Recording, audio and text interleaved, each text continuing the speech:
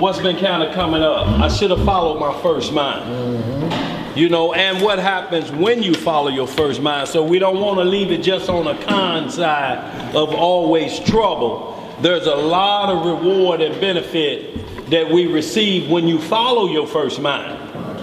And we're going to get into a particular individual as we're going through this. But first we're going to go through the mind of Yah. And the question is always asked, who can know the mind of the Lord? We don't claim that we can figure out everything he's doing and why he's doing it. But what he has shown us that is that when it comes down to judgment, righteousness, and how to treat your brother, he said, I've given the prophets my mind and my understanding on those things. How and when he decides he wants to execute judgments or mercy, then that's on him. That part of him we can't know because it's way beyond what we can comprehend of knowing the mind of the Lord, because y'all, our judgment is always going to be tainted. It's full of vanity. And it favors yourself, so to speak. So we want to get into the mind of the Lord, and he gives us simple instructions of how to know his mind dealing with a particular topic. So we'll be on point. We want to play the guessing game and say, I know the Lord is coming. Because now we're date setting. That ain't the mind of the Lord. When he told you, I ain't never told y'all a date. So y'all, with that, we're going to move on because we run a little bit behind. So we want to get right into Yah's mind, what he told us. We're going to hit a couple scripts, a couple quick hitters, and then we're going to go into the second mind of the tree of good and evil. Why do we tend to fall for that mindset after hearing what our first mind is telling us? So y'all, a lot of times, you'll see things happening in the scriptures. Some things that seem left field, it'll say the thing was from the Lord. So you may think, oh, so he told him to go do that bad thing? Well, it's correcting another issue. Because the Most High, what he does a lot of time is he kills two birds with one stone, so to speak.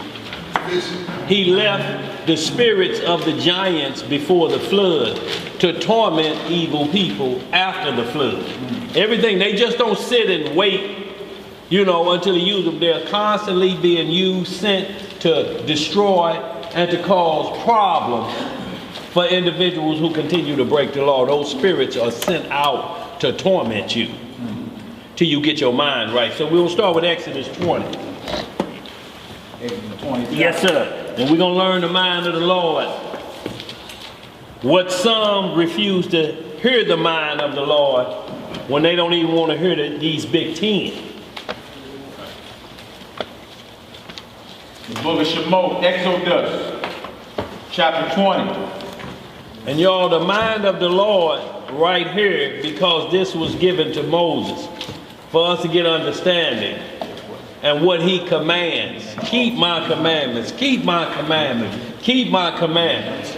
Well, you have to get to a starting point, when that was introduced to us, so to speak. And this is Shalom, y'all. The reintroduction, shalom, y'all, of the Most High's word to us to gather us back together, to get our minds back together.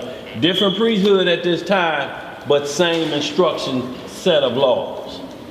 Only thing we switching is priesthood, y'all. Go ahead, man. Where you at? The book of Exodus, chapter 20. Let me start verse 1, brother. Yes, sir. The book of Exodus, chapter 20, verse 1. The 10 Commandments.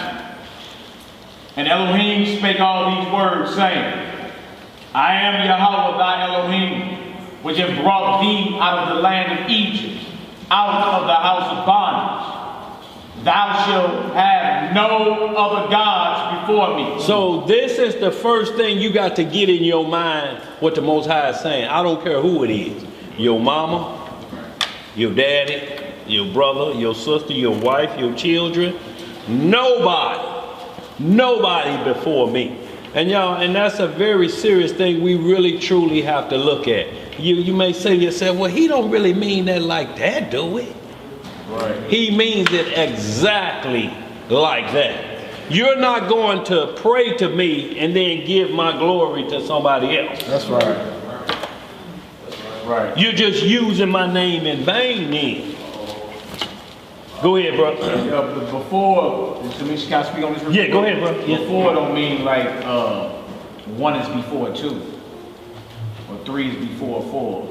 You feel me? If you get into it, what he's saying is don't have nothing in my presence. Like don't disrespect me. You feel me? You're not. In other words, you're not be worshiping no other God. That's right. That's what he's saying. It's not like he can be number one and then Buddha can be a close number two. Right. You feel me? Or whatever it is that you worship can be a close number two. He's saying, what he's saying right here is don't serve or worship no other God. When you get into the before word, it actually means to my face. Like you disrespecting me Right. by doing that. You know what I'm saying? That's what before actually means. So, you know, not for us to take it simply and be, okay, well one is before two. You know what I'm saying? I can have him as number one and have Nike, the goddess of victories too. That is not what he's saying. He's saying don't worship no other God. Don't disrespect me. Right. All right. Verse 4. Thou shalt not make unto thee any graven image, or any likeness of anything that is in heaven above, or that is in the earth beneath, or that is in the water under the earth. See, and so this is very important as well because there's a lot of things underneath the earth that's going on. Wow. There's a lot of things that's going on under the water that's going on that he reveals that we're going to get into some Job 38 where we're going to understand the mind of the Lord. You know, that he's saying you can't even make images of these because they'll be worshipped. This is why the Chinese worship the dragon, or what we call Leviathan, that comes from the water. You know, or dinosaurs, or these type things that, you know, that you rarely see. So when you rarely see things, people tend to want to worship them and bow down to them. Well, these are creatures or creations of the Most High. You can't bow to them. India, anything born abnormal getting worshipped over there. A baby with 3 kneecaps and 2 elbows and 4 arms gonna be worshipped. I don't know what's going on in India, but every time you read in the Daily Mail of deformity and things going on, it's happening over there in India near that CERN machine. Something's going on over there. They just had a pig with a man's head on it. And they already got it in a glass case worshiping it. I'm talking about a full face of a man with a pig body. Spiritual wickedness in high places. Yes, sir. And it says not to make any image of those things. Because it's so easy to worship them and get them locked in your mind. And so every time you think about the word of the Lord, a picture pops in. What should pop in is what we're going over right now. No doubt. Words that tell you, don't do that. If you do, this is what's going to happen to you. Do this, and this is what's going to happen to you. That what should pop in your mind whenever the Most High name come up. But what a lot is coming up is titles. You got to say it this way. You got to say it this way. Or they paint a picture of what they say the Most High look like. Ain't nobody ever seen it. So how you know what he looked like to even make an image of him? Yeah. And Satan is going to use that on us because we love it so. Something that we can have right there. And it's by no coincidence that organized religion have those 3 pictures structured right above where you look up. You're looking at your pastor. He's in the chief seat. Now you're looking up. Jack Kennedy, Martin Luther King, Robert Kennedy, or white Jesus, you know, right here. So when you sick, everybody close your eyes in prayer. What's the last thing you just saw? So that's the image that's locked in here. Y'all took me 3 to 5 years to get it. I'm talking about burned out or be what we call deprogrammed. Debrief to get the image out of your mind that whenever you hear the word of the Lord, no image pops in your mind. Nothing can be compared to it. That's where we have to keep our focus on. Nothing in comparison to his power and his majesty and magnificent. What we gonna compare to? Go ahead, bro. And it's crazy. Like I say this too, James. It's crazy because everything that man worship outside the Most High is something that man made. Yes, sir. Like it may be something he looked at and then carved out and structured. You know what I'm saying? But he made it. He sweated over it. Mm-hmm. He should recap the dust and bowing to it or something that he made. He got imperfections. He got all that. You know what I'm saying? But they're trying to recreate the image and likeness of the Most High. In the beginning, man was made in the image and likeness. That's right. Of the Most High. Now he's telling us not to make any image or any likeness of anything in the heavens to worship it. That's the cornerstone of all idolatry. That's what goes down. They make an image, a man made the image. You know what I'm saying? And it comes some type of doctrine attached to it. And it's just a stronghold. It gets planted in your mind. And then you're a full-blown idolater at that point. Locked and loaded. Yeah. Verse 5. Thou shalt not bow down thyself to them, nor serve them. For I, Yahweh thy El, am a jealous God, visiting the iniquity of the fathers upon the children, until the third and fourth generation of them that hate me. So we see, if you even attempt to bow down, the punishments ain't just going to stop with you.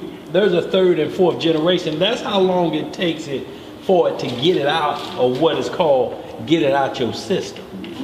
You're talking about if you started this, then your great-great-great-grandchildren is going to end with them. So y'all, we have to be extra careful of what we're letting come out of our mouth, what we're teaching, because you're putting this on generations that may come after you, 2 of them after you've been dead. You think it ends with you? No, you done passed on something that's going to carry on. And we see it with these kingdoms today. When they set up the New World Order, they was talking this in the early 1900s. Right. They didn't think that, oh yeah, we got 20 years. They knew how long it was going to take. How many generations we going to go through to get to it. But I'm going to die believing that we going to set up a New World Order. So y'all, in like manner, we have to look at these things and understand that the Most High say, this is forever. And I mean, if you get tired because you ain't seen me, you're tired of the wind blowing, don't get your hand and an ink pen in it and decide to draw me closer to you. You're going to draw the Most High farther away from you. Because he rather have obedience than sacrifice. Right. And a sacrifice of making an idol is going to kill you. Go ahead, brother.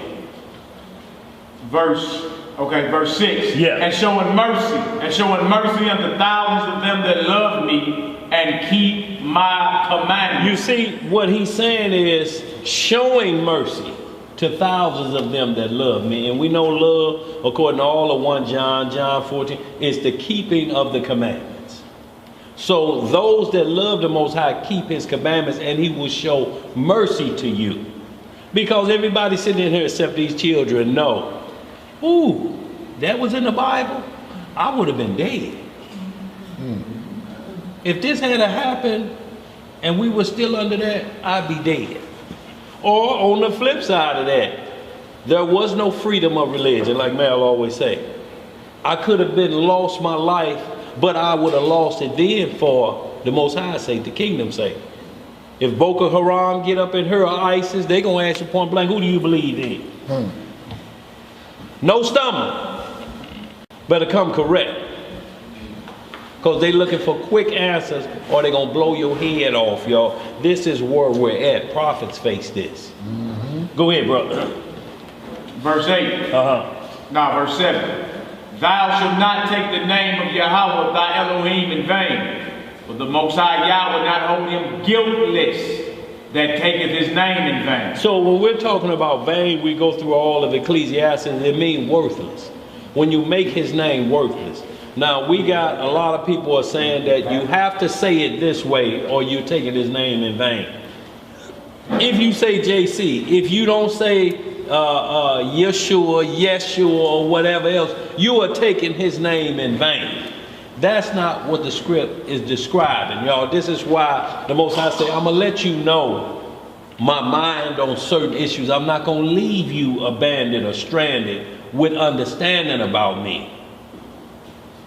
So hit that verse 7 for me again, just a little bit more. Verse 7? Yeah. Verse 7? Yeah, you was on 7, right? Yeah. Okay. Verse 7. Thou shalt not take the name of Yahweh thy Elohim in vain, for Yahweh will not hold him guiltless that taketh his name in vain. Now, Ezekiel 36:16 say that we got put out of the land because we took his name in vain. We profaned his name. Now, we're in our land. Everything is running together. So what name did we call on that all Israel in unison called on the wrong name? This half was that or this half was that? No, it had nothing to do that, but what it has to do with is the very chapter that we're in. Saying we love the Most High, making graven images, calling on other gods, and then wearing the cloak of Israel. And saying we're keeping the law, statutes, and judgment. But the other name that we were calling on, the practices showed what name we were calling on. Because everybody of notes, I don't care who it is, even Aleister Crowley say, do as thou will. He still has a book that you study from to learn how to do as thou will. The Lord, the God of Adonai says, do this. Well, what I'm telling you is, don't worry about that. Get your freak on. Chapter 1 of the Devil's Bible. Get your freak on. So y'all, it's when you break it down and you go and serve them, you are actually practicing. You're going letter by letter over the instructions of how to worship that God. That's right. So it ain't it's serious. So it ain't just in what you saying. Right. It's in what you're doing. It's what you're doing. Because it always comes with a set of instructions. Halloween comes with a set of instructions. Easter comes with a set of instructions. Christmas comes with a set of instructions. So that you understand how Satan, he'll have you serve, which is your second mind. And we're going to get into that as well. What's going on, Ben? You're saying it's like you're carrying a brand name or something. Yeah, we are, yeah. We carry a brand name. When we say we Christians or we believe in outside, we have to represent or carry it the right way because of the name. If I'm out here gambling, I'm still stealing, I'm still robbing, or whatever, right? But I know I'm a Christian, or I know I'm an Israelite, and that's profaning his name. That's taking his name in vain because you're saying it's worthless to me at this point. All I'm doing is just reading ink on paper. I'm not taking any of it to heart. So my mind can't get in tune with the Most High's mind.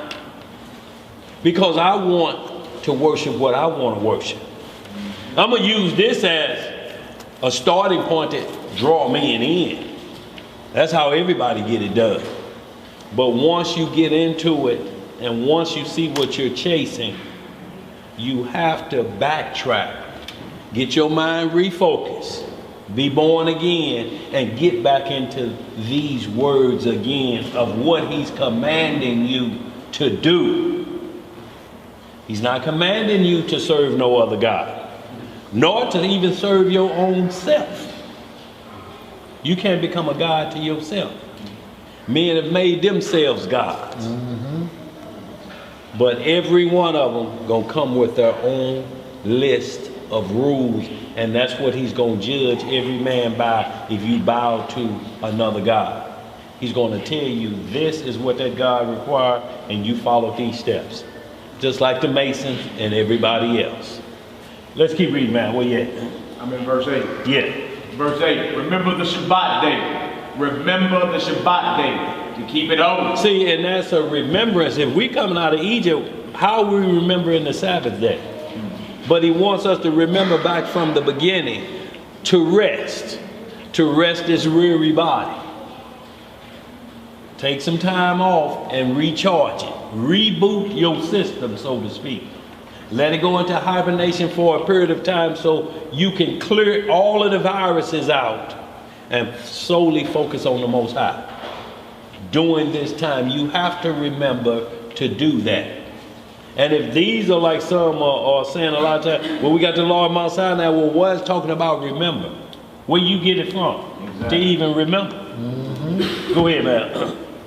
Verse 9, 6 days shall thou labor and do all thy work. See, so it's telling you there's not so much as resting of it. It tells you why you're resting.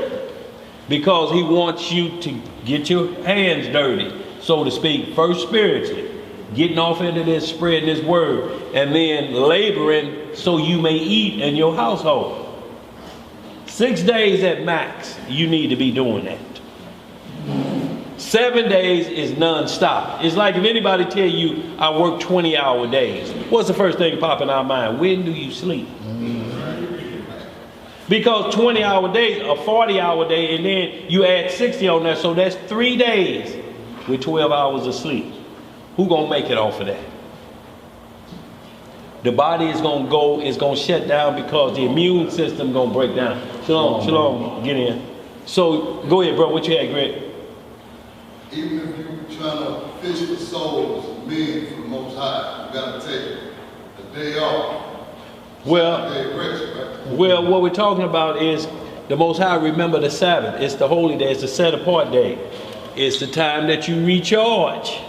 And you do good works on the Sabbath day, so you don't stop teaching anybody on the Sabbath day. You basically turn it up on that day. Okay. No servile work. No servile work, because you won't be able to turn it up with that on. You're going to be continually starting over again, and before you know it, Monday's right back here again. We're right back on the grind again. So when will you have time to truly turn it up? Because you have to get a just balance of keeping the Lord's work going through the week as well as feeding your household. So there has to be a just balance there, and then that day you take off solely given to the Most High. Go ahead, Matt. Verse 10, but the 7th day is the Shabbat of Yahweh thy Elohim. In it thou shalt not do any work, thou nor thy son, nor thy daughter, thy manservant, nor thy maidservant, nor thy cattle, nor thy stranger that is within thy gates. For in 6 days the Most High made heaven and earth, the sea and all that in them is, and rested the 7th day. Wherefore Yahweh blessed the Shabbat day and hallowed it. So he rested from the physical labors, so to speak, of creating the world, which was done with the voice of his mouth. But if we're imitating this in like manner, and then he rested on the Sabbath day, but work didn't stop there. Did it stop when he say he rested? Next we see Adam being brought into the garden, and work is still being put in. But just the labor, we got completion of what we need done. Now it's time to put in the work for the Lord. A lot of times, y'all, when we just had this feast day of Pentecost, when we say the harvest is plentiful, but the laborers are few, it's a lot of work to pull off any event with hundreds of people. You have to get that prepared first, and then we go into rest period, so to speak, and just teach the word at that point. But if everybody came to a feast day, we got all the chairs stacked up here, we got all the food stacked here, and everybody start breaking off each other, when is everything gonna get set up? The Messiah, when the Last Supper, he said, it's a man got a room ready. Go tell him to get that room ready for me, and we'll be up there shortly. So he wasn't like he was standing around while they moving chairs and bringing out food. You just standing there like you waiting at a restaurant saying, how long is it going to be? 45 minutes. No, it wasn't that. When they came in and sat down, they broke bread, they was enjoying, and then they got into that word. Spiritually and physically, you're satisfied. So now you got attention focus, so to speak. Yeah. I can hear what's going on. But if chaos is going on, everybody is moving and grooving, you can't get the word going. So we tell everybody, when you get out here to these feast days, we need hands on deck. That's truly what we mean. Or you have individuals that come out, first thing they do is pop open a script, and they got 10 people over here. You just took 10 laborers away. And you're preaching to the choir. They're out here. They know it's out here about a feast day. What are you talking about at this point? Set your bag down. Come over and say what we need to get done so we can pull this feast off. So we don't get 2-3 hours behind. Where else is labor needed? Once we settled and everybody's in the groove, then break it out. But everything is prepared. Go ahead, bro. Where you at, Matt? I'm in verse 11. Yeah, verse 11. For in 6 days Yahweh made heaven and earth, the sea and all that in them is, and rested the 7th day. Wherefore the Most High blessed the Shabbat day and holiday. Verse 12. Honor thy father and thy mother. Right. That thy days may be long upon the land, which Yahweh thy El giveth thee. So it's telling you right off now, we just had the first 5 or so, you know, and now we're of the Lord, commandment of the Lord, that look, this focus you have to have on what's greater than you. And it gets down to honoring your mother and your father to the point that where you never lose sight on that. Because if you lose sight on that, you're going to lose order. And honor is respect. Right. Respect your mother and your father. Respect don't mean take abuse, walk away if they're abusing you. But you can't stand back and cuss them out like y'all birth certificate got the same date on it. Your parents? No, the Most High say that will show a bad example. You would disrespect my name if you did that. Because if you're doing that with your earthly parents, I know what you're saying about me publicly. Go ahead, brother. Verse 13. Thou shalt not kill. Thou shalt not what? Thou shalt not kill. So now people will say, well, what about Ecclesiastes 3:8? There's a time to kill. War should have never been if Adam hadn't sinned. This commandment wouldn't be in here. This commandment is added for transgression. It grieved the Most High's heart that he had to put everybody down in the flood. It said it grieved his heart that he had to do that. He thinking, this people just ain't gonna learn. Y'all, and this before Israel. Men are just out of control and do not want to obey the commandments of the Lord to live forever. Our mind is bad because we have the second mind mentality. And we're gonna get into who controls that. And y'all, we're gonna speed this up just a little bit. I want to just get through these commandments. Go ahead, brothers. Verse 14, thou shalt not commit adultery. Right. Thou shalt not steal. Thou shalt not bear false witness against thy neighbor. Right. Thou shalt not covet thy neighbor's house. Thou shalt not covet thy neighbor's wife, nor his manservant, nor his maidservant, nor his ox, nor his ass, nor anything that is thy neighbor. So it ain't saying you can't covet. It's just saying this coveting is off limit to you. It belongs to somebody else. What does covet mean? Covet the desire of what belongs to another. I wish I had his car. Not I wish I had a car like that and I'm gonna go save my money up, because they don't just make one. They got different colors, all different kind of models. But if you're saying, I wish I had his car, what is it about his car? I wish I had his girl. Right, his ox. Yeah, his ox. maidservant. His maidservant. I wish I had that. Well, you can get your own. The negative side of covenant is like envious. Yeah. You're envious of somebody. Yeah, it's the fact that it's his. That's why you want it. You know what I'm saying? And the key is to, and also to bear false witness against our neighbor, and our neighbor are commandment keepers. You know, when you bear false witness against them, and usually you're going to do that with one witness. And when you know a cloak of maliciousness is on you, you done got away with one witness on a crime, and they didn't catch it, and you move further. See, that's a sign you cheating. Because you ain't playing by the rules no more. He did what? Where you hear that from? And don't quote me on it, man. I just out there in the streets or something. I ain't the one to gossip. I ain't the one to gossip.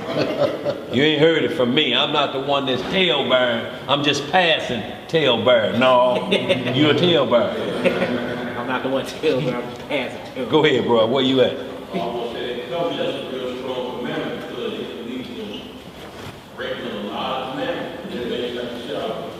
Shalom, y'all.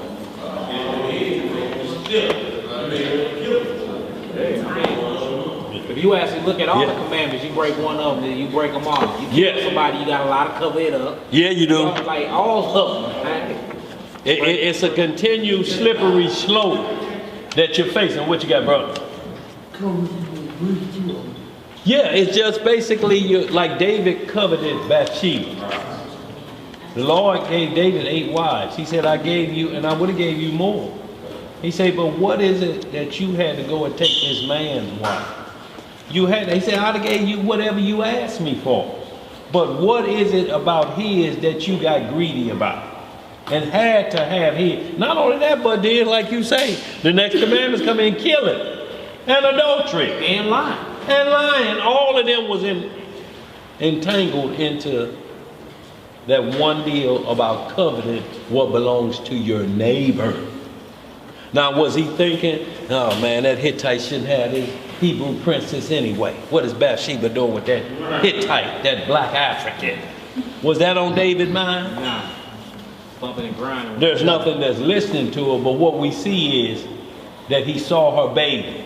He got a glimpse of that. Quiet. Yeah. And look, y'all get a glimpse of everybody in their panties they call bathing suits.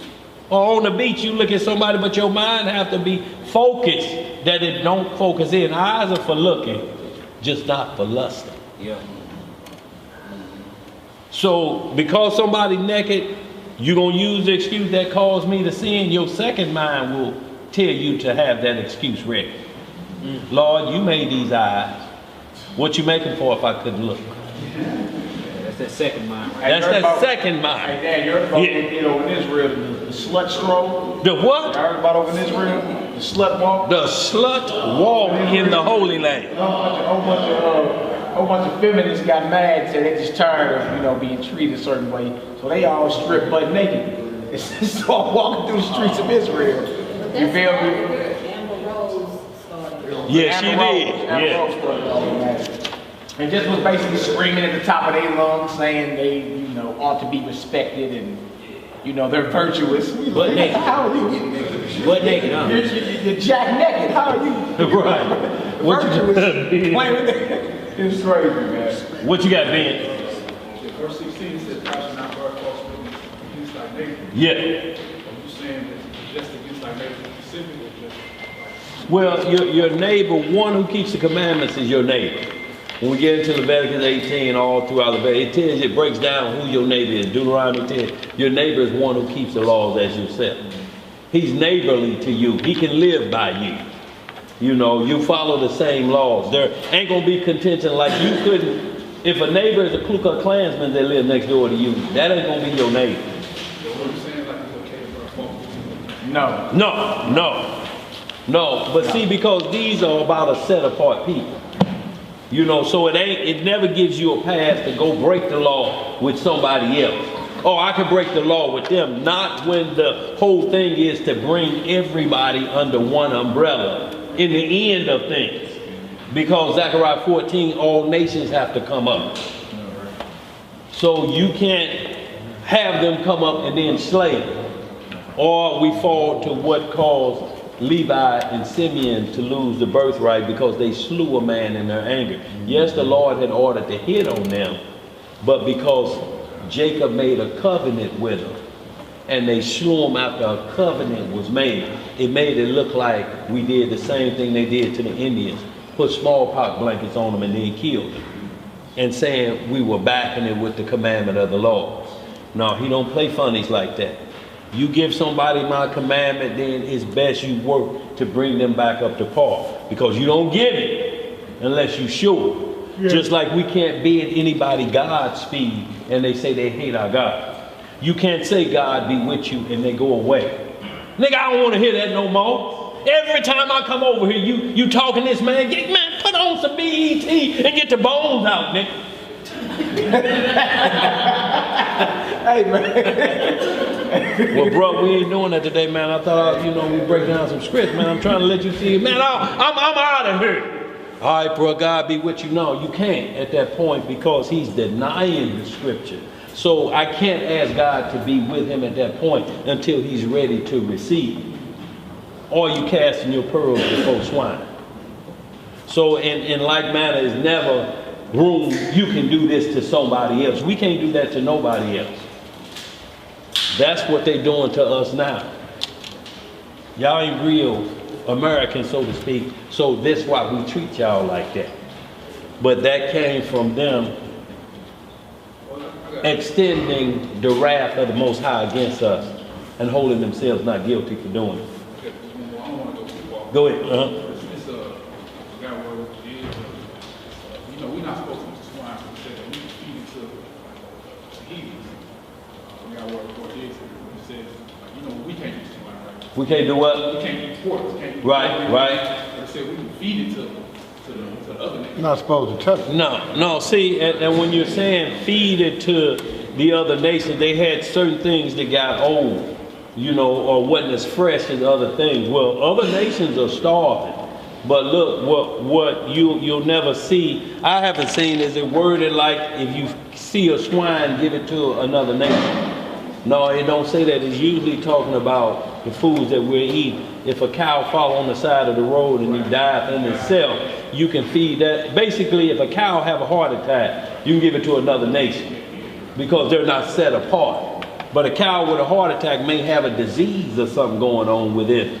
So it can't be used for sacrifice as well. But meat can't be wasted either. That you got other hungry people on the nation. The only thing we can't eat is roadkill. We can't give nobody no roadkill. Man, I run over a deer back there. We're loaded on the back of the truck. There's some Mexicans or there's some heathen over here. We're gonna throw it off to them. It looked like they was having a barbecue. You can't throw nothing over them with tire tracks on it. I say that because that's what they do to us. I say that because that's what they do to us. And that's what I'm saying. So the Most High was showing us when he put us in these captivities of how we would be treated by a first nation, that they're going to go opposite of everything you were taught how to treat somebody. But the bottom line is most of it's going to be dealing with your own household. He's going to handle these nations that's doing that to us on the sick side. But we got to be concentrated on our neighbor. And our neighbor is still an unconscious Israelite because we're working to make them conscious. Everybody in here know why we in here.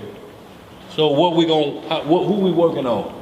Other than somebody just start telling private sin that they need to straighten out. Ain't nobody need to be doing that. Especially the ones you're supposed to go in the closet on. So y'all, it's a work in progress for us to continue to show this light from that perspective. Is that good? Yeah. Go ahead, Matt.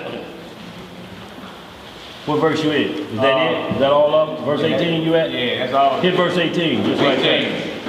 Exodus 20 and 18. And all the people saw the thunderings and the lightnings and the noise of the trumpet and the mountain smoking.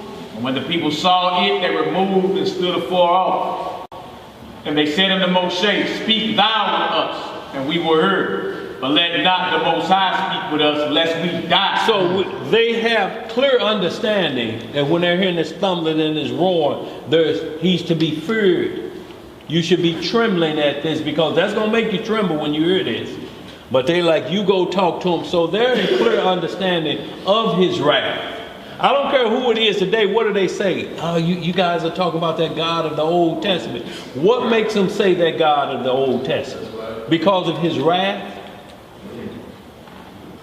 Now look, they'll accept the wrath of the Most High in the God of the Old Testament if your house is damaged and they don't want to pay off the insurance. Oh, that's an act of who? God. They don't say it's an act of Mother Nature, do they? Right. Do they say it's an act of Zeus? They don't know. They say, look, this is more powerful for us and we're excluded from paying you off for this. Because there's a higher power that caused this problem. Oh, okay, so y'all are in the program. Y'all just using it to your benefit. That's right. That's right. So you know that F5 come through there. Of biblical proportion. Y'all hold there. Proverbs 30 and 5, y'all, because what we have to get this understanding of is this law. And this law was given to Adam. This same law was given to Adam the same exact way. All of the archangels got this law the same exact way. Don't make no other gods before me, because he's naming all of the realms of the universe, ain't he? In heaven, on earth, beneath the sea. He did that to everybody. Because you got seas above the firmament in heaven. So y'all, he's letting everybody know this law. Once you understand this law, everything else is measured by, because now you're on the mind of the Lord. And he says, I will have mercy on them that keeps my law. So this is meaning now we have to make sure we understand his mercy side. When does he give me breaks? Do he give me break if I keep making the same sin over and over and over and over and over again? Will he continue to spare me? When does his mercy run out? So these are the things you have to study and see where his mercy run out, so you don't wear out his mercy. And y'all, we got a thing that when we was coming up to wearing out of mercy of your parents, man, your mama told you to get out? Boy, you must have really messed up. Your mama put you out? Because usually the daddy, the mom, I'm going to talk to your daddy, just go over here to the house, I'm going to call you. Come on, man. Now the boy, he's a young boy. He's trying to be. The mama tried to talk to him. But when the mama puts you out, I don't care who you tell, they be like, man, what you do?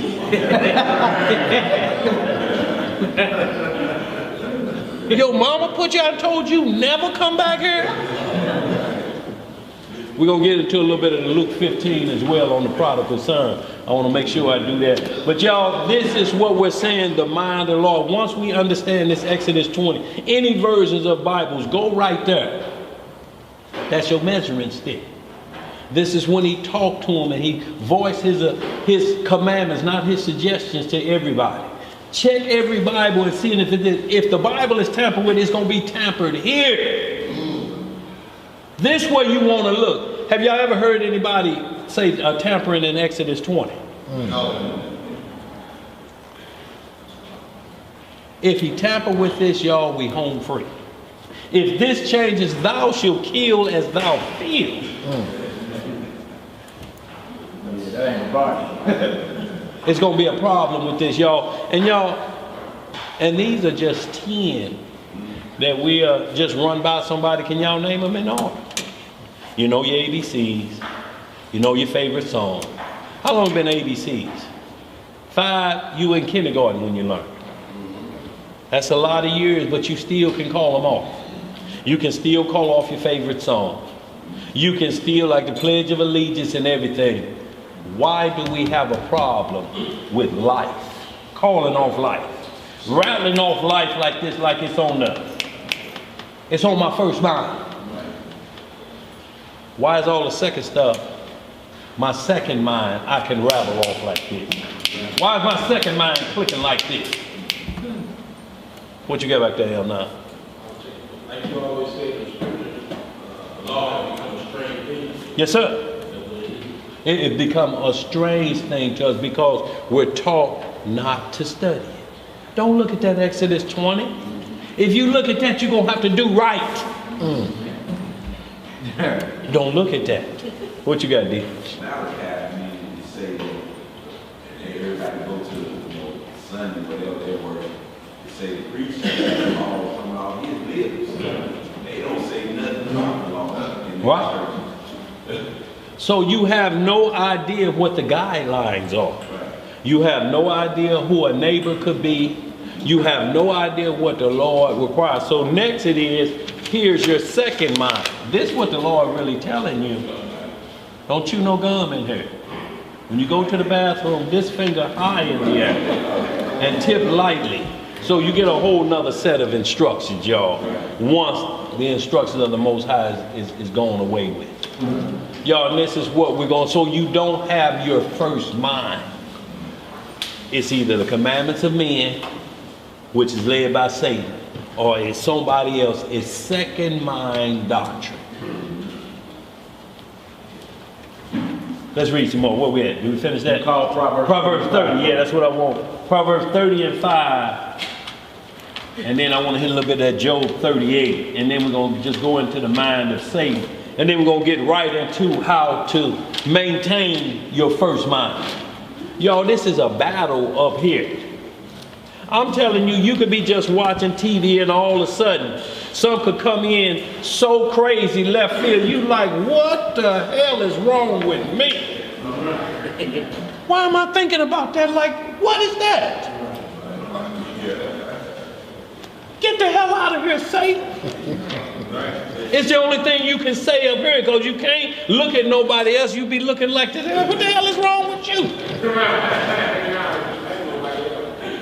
My second mind clowning. Go ahead, man. Proverbs 30 and 5. Proverbs 30 verse 5. Every word of the Most High is pure. Every word is what? Pure. So y'all, if we start with the law, if we know that all of the rules are pure, y'all, it's impossible for it to be tampered with, and this ain't tampered with. So it's an all or none type thing. So how do I know if the instructions is okay? Now we just open the door for Satan. Why is the lake of fire for him? If it's tampered with. Maybe he read some of them tampers right and went off. No. We know he did. So in like manner, we can't play that game with ourselves. Go ahead, man. Every word of the Most High is pure. He is a shield unto them that put their trust in him. Add thou not unto his words. Add thou not unto his words, lest he reprove thee. Found a lie. See, so we can't add to the word because you're going to be found a liar. Every doctrine that we see out here, this second mind doctrine, they have to add to it because it's, like we saying, it's loaded with a lie here or there. Reincarnation, loaded with lies. Joseph is the daddy, loaded with lies because we have to add or take away. Oh, we can't use that. We got to take that out. The Romans put that in. Pull that out. It's an add and take away. This is all it's doing. How at that point do you trust anything and never? If I ask you, have you ever tampered with the law? Oh, so you telling me the devil has a conscience? So he know what not to mess with. And then he mess with the rest of this. But you trust him enough that the ones he say, I ain't touching, he do his hands like this. I didn't touch them scriptures right there now. Now, I may have messed around in Romans 5, but I ain't touching that. I didn't touch that. And you believe that. Right. Where we at, man? Is that it for that? Let's get a little bit of this Job 38, y'all. We only going to read a couple verses. I was going to read the whole chapter, but this is the Most High getting into Job about his mindset and when we ought not go, because it's going to make us add. Because you can't get back to day one, to the Ancient of Days. Well, where did God come from? So now you got to listen to your second mind. And we think of something called evolution. Well, it probably happened about a billion years or such and such. Well, it's this many light years away. Why are we concerned with it saying we found a new planet? It's 6 light years away. A light year is 6 trillion miles. So if you got 38 light years that we see another planet, that's 6 trillion times 38. When are we going to get that? See, so they're wasting our time with second mind thought because they want to take us off our first mind and saying all the hairs are numbered on your head. The Most High know when it all started. And he tells us don't get into that part of it. Deal with this part of it. I'll tell you about that part in that day. Now either you're going to believe that or you ain't. Or you're going to listen to your second mind and say, oh, he don't want you to know how old he is. Is that it, huh? He don't want you to know. Sound like they're going. Sound like they're going. 38 of Job. Start at 1. Yeah. When the book of Job, chapter 38, verse 1. Then the Most High answered Job out of the whirlwind and said, who is this that darkeneth counsel by words without knowledge? So it says it's darkeneth counsel. So he's asking, it ain't from me. So it's got to be by second mind, which darkeneth counsel. Now you can be your own second mind. You can lie to yourself in the mirror. Huh? You can tell yourself you more than you ought to be in the mirror and smile. You bad, ain't you, boy? I like you.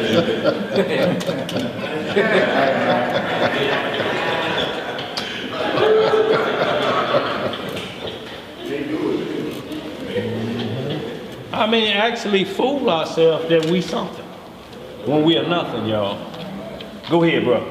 Verse 3. Gird up now thy loins like a man, for I will demand of thee, and answer thou me. And y'all see what the first thing he asked him to gird up? His loins. And why is that? Because they're girded with what? What they have to be girded with, according to the arms. So he coming straight out the bat. Let's deal with truth here. Put your big boy shorts on. Your big boy drawers. Take your Supermans and your Batmans off. And put your big boy drawers on. We about to get into some truth. Go ahead, bro. Verse 4. Where was thou when I laid the foundations of the earth? Declare if thou hast understanding. So he just asking him a simple question now. Job, you've been answering a few things. You got your boys over here. You can't understand what's happening to you right now. Let me just ask you a simple question before we go further. You done had all this dark counsel. What was you at when I laid these foundations of the earth? Were you part of the Godhead? Declare if you got knowledge. Lord, you don't remember this? That was me standing over right. No, he didn't answer nothing like that. Go ahead, brother. Who hath laid the measures thereof, if thou knowest? Or who hath stretched the line upon it? Whereupon are the foundations thereof fastened? Or who laid the cornerstone thereof? When the morning stars sang together, and all the sons of Yah shouted for joy? Or who shut up the sea with doors, when it brake forth, as if it had issued out of the womb? So he just asking all these questions. How is the sea, all the rivers running to the sea, but the sea is never full? How can it crash into the shore and it knows I'll only come this far and then I'll go back out? What's controlling that? Why don't it just keep going? It will on a typhoon or something, and they warn you, I'm coming in. But y'all, the power of it coming back out is so forceful, it was like a vacuum cleaner, suck everything back into the ocean. Cars, boats, trucks, everything. It'll pull right back like sucking you into a dark hole. What's crazy about that, Dan, is it go like 60 feet on the shore. Like when you walking into the ocean, it's all sand, and then all of a sudden it's a drop off. That water come all the way there and go all the way back. They have a line right there. It may be from out to the parking lot. Over there where the old Aldi's used to be. And it's a rope there. You can walk straight like that and then boom! Yep, drop straight off. All that water keeping it. That's crazy. What keeps it, what is controlling y'all is called the elements obeying.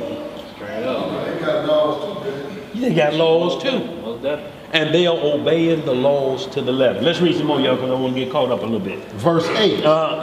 Or who shut up the sea with doors, when it brake forth, as if it had issued out of the womb? When I made the cloud the garment thereof, and thick darkness a swaddling band for it. Right. And break up for it my decreed place, and set bars and doors. So when we get into the book of Enoch, you'll see I got enough snow in this room. There's lightning and thunders in this room. And I command those doors to be open, and it's sent out to satisfy my wrath on earth. And he said, I'll open this door to give rain to the just and the unjust. Yo, that's a merciful God, because he said, I'm going to make sure there's nary an excuse on Judgment Day. Lord, how could I turn back to you when my crops were dried out? He will send rain to the just and the unjust, that hopefully the mind will turn around. So when he was talking about in Genesis 6, it grieved his heart that he had made man, he was talking about all of them that fell off. The angels that fell off, mankind that fell off, and all of the reproduction of that, leading up to the worst time on planet Earth, that you have to wash everything clean. He said that grieved me to my heart that it had been reduced to that. But this is a free will thing. He is not going to put us in robot mode. I'm not going to lock you in like you used to lock old four-wheel drives in. I'm going to lock it in one. Yo, we'll just be marching like this. Got to do the work of the Lord. Got to do the work of the Lord. Huh? But, go ahead, bro. These people out here, they violating because they serving. They taking away the sovereignty. See, he's sovereign. He made us sovereign too, with a choice to wake up and choose to serve him or serve the other side. shoving the other side down our throat, they taking him out of the mix. Right. So I believe that they're paying the terrible price they're going to have to pay for it. Well, and the deal is, on Judgment Day, because it's without excuse, they're not forcing anything yet. They're not forcing anything. It's all just the bottom line. What did God tell you to do? Once you answer, everything else is off the table at this point. You're on the hook at this point because it don't work no other way. The first mind is always the mind of the Lord, instructing you. Everything that comes after that is mind number two. And mind number two cannot supersede mind number one, because flesh will rule at that point. It's not supernatural flesh anymore. Your flesh won't move as supernatural anymore, because second mind is always working, and that means I got to doubt everything the Lord is telling me. Right. It's doubt there. I can't trust that right there. How do you not believe any miracle or anything, the virgin birth, and you already starting off at a virgin birth, and you looking at this? Let me see, he made out of dirt. And then he got a rib plucked out and made a woman. Oh yeah, that's good right now. But the virgin birth, the kings ain't came no other way. Well, let's talk about the first king on earth. How did he get here? Did he have an umbilical cord? Was he separated from the earth? Was it cut? When Adam was made? Only given dominion, boy. How do you start off in the beginning believing a virgin birth because he was taken from virgin earth? But yet this one over here is so far away from you, you can't even believe it. Your problem ain't in the New Testament. Your problem is in Genesis. Start at 126 about a man. Going over in chapter 2. Go ahead, read some more of this, y'all. We're going to speed through this. When verse 11. And said, hitherto shalt thou come, but no further. And here shall thy proud ways be stayed. Hast thou commanded the morning since thy days, and caused the day spring to know its place, that it might take hold of the ends of the earth, that the wicked might be shaken out of it? It is turned as clay to the seal, and they stand as a garment. And from the wicked their light is withholden, and the high arm shall be broken. Hast thou entered into the springs of the sea, or hast thou walked in the search of the depth? Have the gates of death been opened unto thee? Or hast thou seen the doors of the shadow of death? So he's asking a lot of questions. You know the way, you know the death angel personally. Do you rap with him? Do you know when his door is open and he told to go bring these souls back? Go get them. You got any of that knowledge? Do anybody in here got any of that knowledge? Go ahead, bro. Verse 18. Hast thou perceived the breadth of the earth? Declare if thou knowest it all. Where is the way where light dwelleth? And as for darkness, where is the place thereof? That thou shouldest take it to the bound thereof, and that thou shouldest know the pass of the house thereof. Knowest thou it, because thou wast then born, or because the number of thy days is great? So he's asking the question, is it because you were born and you think you done figured out some things, or, you know, is it, or hast thou seen, or because the number of thy days are great? You know, how old are you when you get to this point? Are you going to ever get old enough to understand everything I just asked you in these other verses? Ain't no man lived but 969 years, the longest one. And he didn't have it all. Let's get some more. Verse 22. Hast thou entered into the treasures of the snow? Or hast thou seen the treasures of the hail? See, so once you start hearing these terms, treasure, these things are not unlocked but into the book of Enoch. When he show you them different doors. And he say, in this storehouse, there's enough snow here to cover all of the Midwest. And he may unleash that tomorrow on them. It's by order, y'all. Those inches that come are ordained, ordered amount of snow. And if you can figure out how he weighs the scale and balance, he said fire is weighed in a measure. Whoever weighed fire?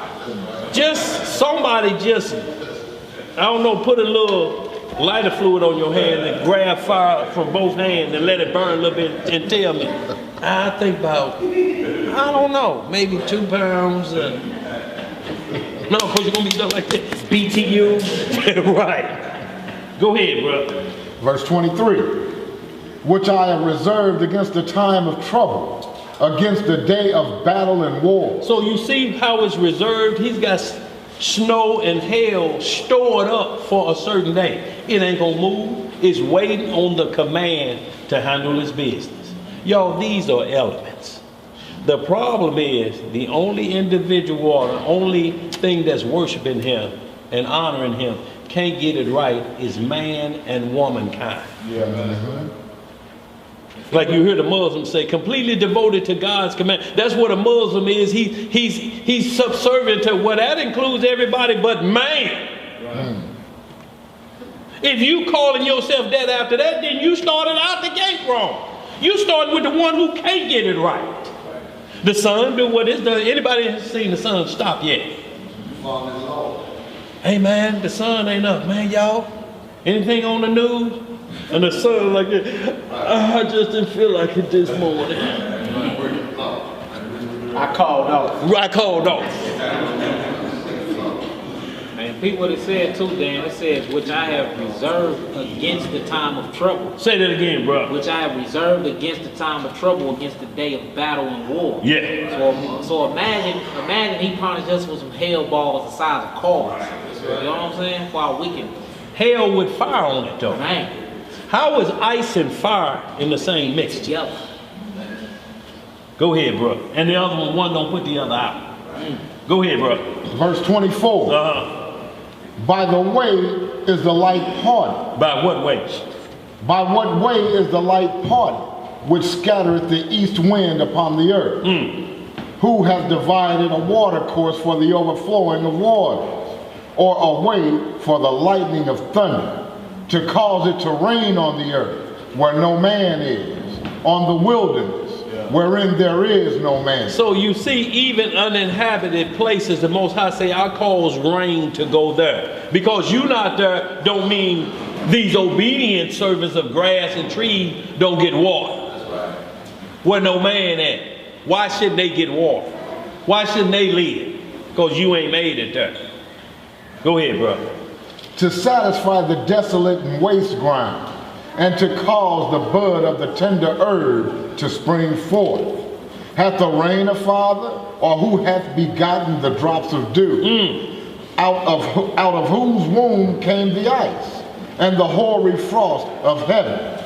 Who hath gendered it? The waters are hid as with a stone, and the face of the deep is frozen. So y'all, the face of the deep is frozen. So they ain't never been to the deepest part of the ocean. The deepest they done been is 8 miles over in Madrid. And at that point you got to have a robot, or what do they call them, the submarines, and it can only go so far before the pressure of it start to crush it up like a soda can balled up, like you roll over it with your car. But guess what? There's creatures down there that glow in the dark, swimming like it ain't no pressure at all. See, when it talks about the things underneath, they want to get down that low and take some pictures of those things.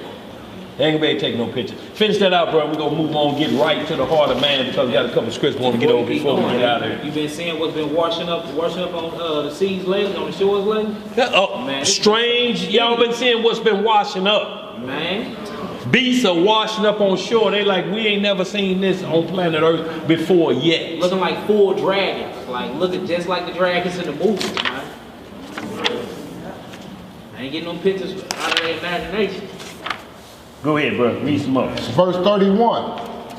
Canst thou bind the sweet influences of Pleiades, or loose the bands of Orion? Loose the bands of who? Orion. What is Orion? Orion's belt. Who can loose the bands of those? Who can take those planets out of their course? You know, we're talking about the planetary system up there. Who can loose the band? So we're getting into all of knowledge of the Most High, not just on planet Earth, but what's in outer space. Look, Earth is in outer space. If you was on one of them other planets, Earth would be sitting in outer space like how we looking at the moon and the sun. Go ahead, brother. Canst thou bring forth Mazazaroth in his season? What is it, Mazaroth? Mazazaroth. What is that? That's what they call today horoscopes, don't they? Yeah. So y'all, or somebody look it up real quick, Mazaroth. It got to do with the stars. Stars, it says. So a lot of this, y'all, is what verse you in, brother? 32. 32. Job 39, 30, 38. 38, 32. Yeah. So what it's asking is everything, now he's getting into, he's on Earth, now he's getting into outer space. Can you answer any of these questions? Can any of NASA explain this? Y'all, and y'all just look at the trickery of how the second mind works. It'll tell you, new planet discovered, may be heaven. or they may say, heaven discovered. They'll start it off like this, you'll be like, wait a minute. What you mean heaven discovered? And then they're having a planet 6 trillion light miles away. Maybe what people are calling heaven. See, the wording changes when you get into that. See, the beginnings say heaven found. They're not telling you maybe that's just to get you to click on to it so you look. And then they say maybe found or maybe. So what they're telling you is not accurate. We can't tell. We're in the Job 38 on this. But guess what? We'll keep reading and start repeating it. We'll actually repeat what we can't prove. Evolutionists can't prove a Big Bang. But you'll pick it up and you'll start repeating what you can't prove. Because you know what they call it? Theory. And a theory means it can't be proven by fact. So why are we talking about second mind doctrine and trying to prove it to somebody else, and you sitting here like you a scholar and they just ask one question? Prove it. Yeah. like what brother was saying, evolution. Evolution is a Right. Evolution or evolution is a theory. It's not a fact. It's not even a scientific fact based off their own definition. To be a scientific fact, it has to be observable and testable. You feel me? So if you're saying evolution is a fact, and you've observed one species mutate to another, and you were able to test it. You feel me? So even based off their own definition, it's not even a fact, it's a theory. But many hold it as if it's a fact. You feel me? That's just based off their own definition. It has to be something that's observable. You got to be able to observe it happen. And it has to be either measured, recorded, or testable, basically. You see what I'm saying? Like scientific fact, man and woman lie down and, you know, children come. That's a fact. You feel me? You can observe that, you can test it. Yeah. It can be measured in time, 9 months, you know. But if you can't measure it or test it even based off their own definition, it's just a theory. But many hold on to evolution as if it's a fact, you know what I'm saying? Many out the atheist community as well. They'll talk stuff like the fossil record. Yeah. You know, the fossil record goes back 6 trillion years. You're like, what are you reading that go back 6 trillion years? And it's in English? English go back 6 trillion? And so certain questions get asked and then the whole thing comes tumbling down. Right. It's just a theory. Majority of it. And then believe it or not, the majority of modern day science is starting to vouch for the Bible now. In their wording they are. You know what I'm saying? Like little stuff like the laws of the universe created the universe. What'd you say, laws? Yeah, laws. See, we'll readily accept laws of everything, laws of nature, laws of the universe, laws of physics. But when it comes down to the law of Most High, oh, that's nailed to the cross. Nuh-uh, baby. You ain't gonna hear me up with that. You ain't gonna steal my joy. Your pocket's been ripped off a long time ago if you hollered the laws are done away with. Ain't no joy. Steal your joy. You got holes in your pocket.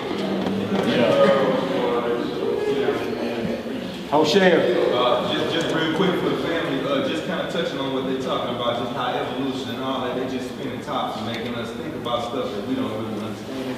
It's a documentary floating around. It's on Netflix predominantly right now, and I need to put it together, but it's a whole bunch of different scientists and doctors from all walks of life, and it's called Is Genesis History? And they all point to how none of that evolution stuff works, how it's all just malarkey that they just came up with because they looking for a reason to doubt God. And it's Absolutely. It's excellent. It's called Is Genesis History? Yeah. It's about an hour long, man. And I mean, everything from marine biologists down to doctors with the scalpels. They all just pointing to Genesis and how nothing else fits the creation of the world. They all vouching. They all vouching for the Bible. Any other way. Right. Another one called Evolution in God. That's another one. You know, Gentile believer. You know, went around to all the top professors, USC, you know, putting mics right in front of their mouth. You know what I'm saying? And they all stuttering. Like they can't even prove, these professors got all these letters behind their names and all that. They can't even prove the very doctrine they teach evolution. And then you believe in God? Of course not, I don't believe in God. So what do you believe in? Oh, you know, is evolution real? Yes, evolution is real. They be like, oh, okay, well, according to your own definition, this and that. You still hold on to that? And they just stuttering. Well, see, well, not quite. And they done went from professor to student that quick. Right. You know what I'm saying? Just using simple questions to debunk everything they talking about. You don't even need big words. It's just simple questions to make them think about what it is they talking about. Yeah, and it confounds all of them. Yeah. You feel me? Evolution in God. Evolution and God. Another thing they talking about when they was talking about how the laws of the universe predate the universe. You know what I'm saying? But the Bible vouch for that. The Most High at the beginning saying, let there be this, let there be that. He's commanding everything into existence. You see what I'm saying? So they vouching for the scripture as time is getting shorter and shorter. You know what I'm saying? Without actually coming out and saying that the smartest man they claim on the planet, he disabled. Stephen Hawking in that wheelchair. Now he's admitting that there is some type of grand designer behind all this. That it couldn't have been a Big Bang. There's some type of intelligent design behind the right to the end of one. Let's come on out and say it. Yeah, Lord, in the beginning, God created the heavens and the earth. That'll be easier for you to say. See what chapter you in. So, 40. You got to go down to 80. Yeah. Go ahead, bro. Where we at? We're in verse 32 of Job 38. I looked at Mazzaroth up too. Okay. It says the 12 signs of the zodiac. The 12 what? Signs of the zodiac. So y'all, we were named after tribes. Tribe of Judah, tribe of Benjamin. So how did the second mind come in and we start naming ourselves after the Mazzaroth? Oh, I'm a Pisces. I'm Aquarius. Even a song came out for our generation. Float on. Look, your rap game, you was rapping Mazzaroth. That was your cool talk to pull a gas. I'm Cancer, baby. You what, Sagittarius? I don't know about them Sagittarius. Go see, get the Sagittarius and the Cancer dwell together, baby. Can we be one flesh? Yeah. Your game is off the Mazzaroth. Hey, look, Dad. Go ahead. Sometimes it was that, what's that number one zodiac sign? Yeah, sure, boy. Yeah, yeah.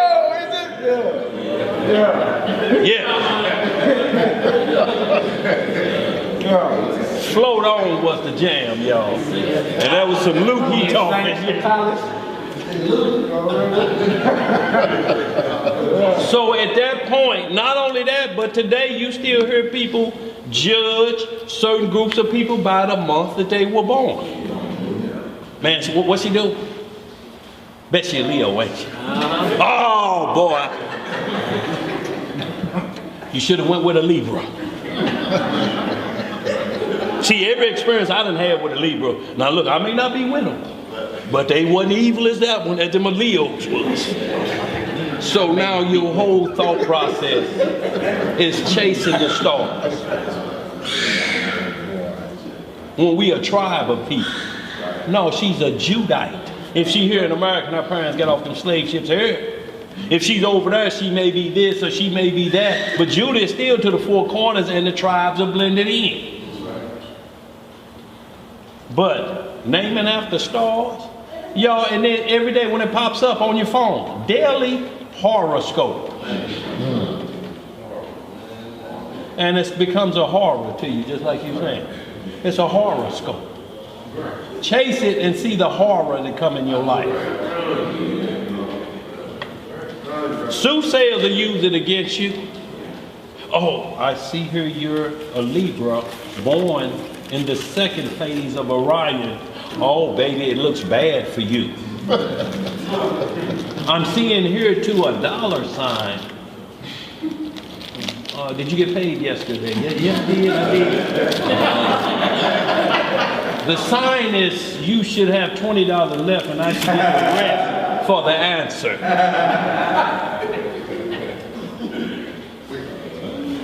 You get it yet, bro? I'm right here. This is something we wanted to pull up. I just wanted because every time we watch movies now, y'all, we watch movies as fact-finding mission. You can watch everything, but you're watching for first mind and second mind. You're trying to see, because the second mind is an imitator. He's going to imitate everything. We were talking about the movie, It's gonna be a game. So y'all, even in the movies, Satan is so crafty. He's trying to see, are we watching on fact-finding dimensions, or are we just locked into TV? Just watching TV, ain't gathering no information or checking for fact-finding. Don't mean you can't watch TV or you should watch TV, but know why you watch it. See what you're seeing, because Most High say my word ain't gonna come back void. And it's an imitator out there that's imitating. Where did Satan get this idea from? Where was it first recorded? The holy man, the Most High, read that for me, man. And y'all, if y'all ever see the movie called The Mist, that thing that was killing them that got inside the grocery store, let's take a listen at this and see if it sounds the same. Go ahead, Matt. You want me to start at 19? Yeah, 19. Okay. And these are when the plagues were hitting Egypt. See, Jasher is going into detail. See, we read about the blood and 3 days of darkness. There was a lot of things going on with them plagues hitting y'all way deeper than we can understand. A lot of things going in, because people hear about the plagues and they try to run and present it like these doomsday bunkers and everything. They're trying to build things, so in like manner they were trying to do things to ward off the plagues of the Most High coming. Go ahead, read that, man. I'm looking to kind of start at 14. Yeah, yes, sir. All right, this is the book of Jasher, chapter 80. I'm starting at verse 14. And the Most High sent fiery serpents, scorpions, mice, weasels, toads, together with other creeping in dust, flies, hornets, fleas, bugs, and gnats, each swarm according to its kind, and all reptiles and winged animals, according to their kind, came to Egypt and grieved the Egyptians exceedingly. And the fleas and flies came into the eyes and ears of the Egyptians. And the hornet came upon them and drove them away, and they removed from it into their inner rooms, and it pursued them. So y'all think about just a flea or a gnat, how that drives you crazy. Be sitting on the toilet or something, and one coming in, you be...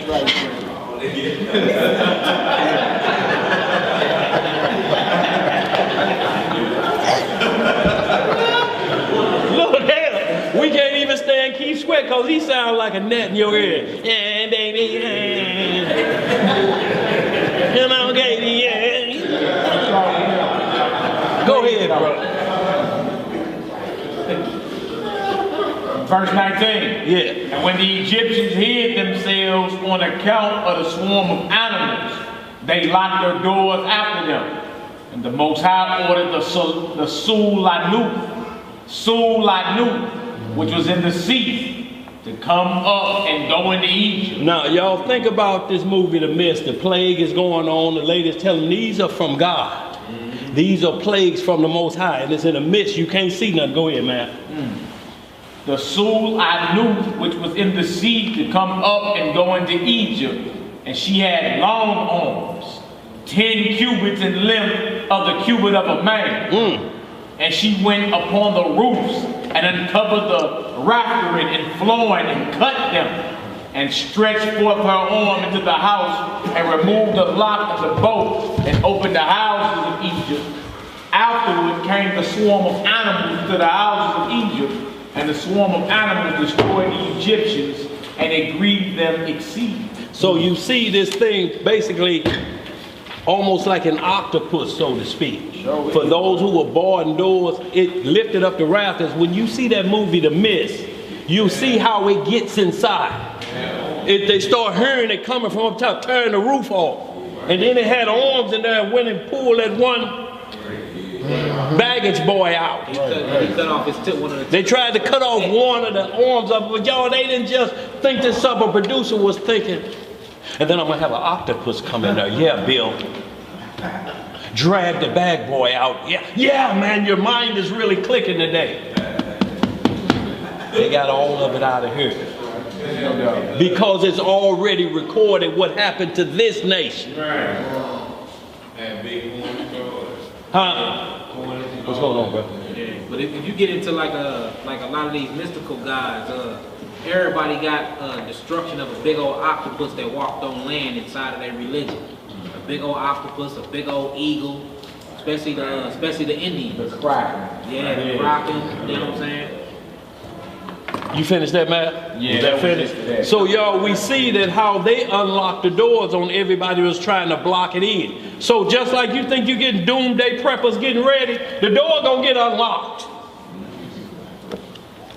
While you sitting in there with 3 years of water and all this, the door gonna open. And the arm gonna come down there and pull you out. Because the scripts already said they're gonna try to hide in rocks and caves, falling to hide us from the face of him that's coming with the wrath. Ain't nowhere to hide when the wrath of the Lord is coming. Let's get back into this. Job, y'all want to speed it up a bit because we're running out of time. What verse we in there, Job? We are 32. 32? Yeah, let's finish that on out, y'all. Just gonna hit a couple on Satan, and then we're gonna get into how our minds should stay focused on the first mind no matter what. When you hear it, it's like Acts 10th chapter. We're gonna get into that where Peter heard the mind of the Lord. Peter rise, kill and eat. He said, is that my second mind talking to me? It got to be. I ain't never ate nothing unclean. This second mind. Who would tell me to eat that? I can't be the Lord. Let's read. Go ahead. We're in the book of Job, chapter 38, verse 32. Canst thou bring forth Mazzaroth in his season? Right. Or canst thou guide Arcturus with his son? Knowest thou the ordinances of heaven? Canst thou set the dominion thereof in the earth? Canst thou lift up thy voice to the clouds? The abundance of waters may cover thee. Canst thou send lightnings, that they may go and say unto thee, here we are? Who hath put wisdom in the inward parts? Or who hath given understanding to the heart? Who can number the clouds in wisdom? Or who can stay the bottles of heaven? When the dust groweth into hardness, and the clods cleave fast together, wilt thou hunt the prey for the lion? Or fill the appetite of the young lions? When they couch in their dens and abide in the covert to lie in wait? Who provided for the raven his food? When his young ones cry unto Yah, they wander for lack of meat. Look, who can cry for the raven? For his food? Who provided for the ravens? Y'all, we drive to work and you'll see them birds and you know you got your lunch in the car, you gonna buy it lunch. And you think for a second, how them birds gonna eat? It's cold out here and ain't nothing down. How they gonna eat? And your mind immediately get right back to driving. And you don't think about them birds no more eating. But they eat. And they out there with no coat on. And you in the car with the heat up on 10. And they out there on the telephone pole line. And you know it's frozen out here. Who feeding them? If you got the answers, let somebody know, you know, in this type of weather. Y'all, but we don't even focus on the simple things like that. We look up at them and see them birds and say, I wonder if they cold. Or how do feathers keep 30 degrees off you like that? Them feathers ain't thick as this. Hell, this North Star jacket is full of bird feathers. And I'm still cold. But there's 1 Corinthians 15:51, there's different kinds of flesh.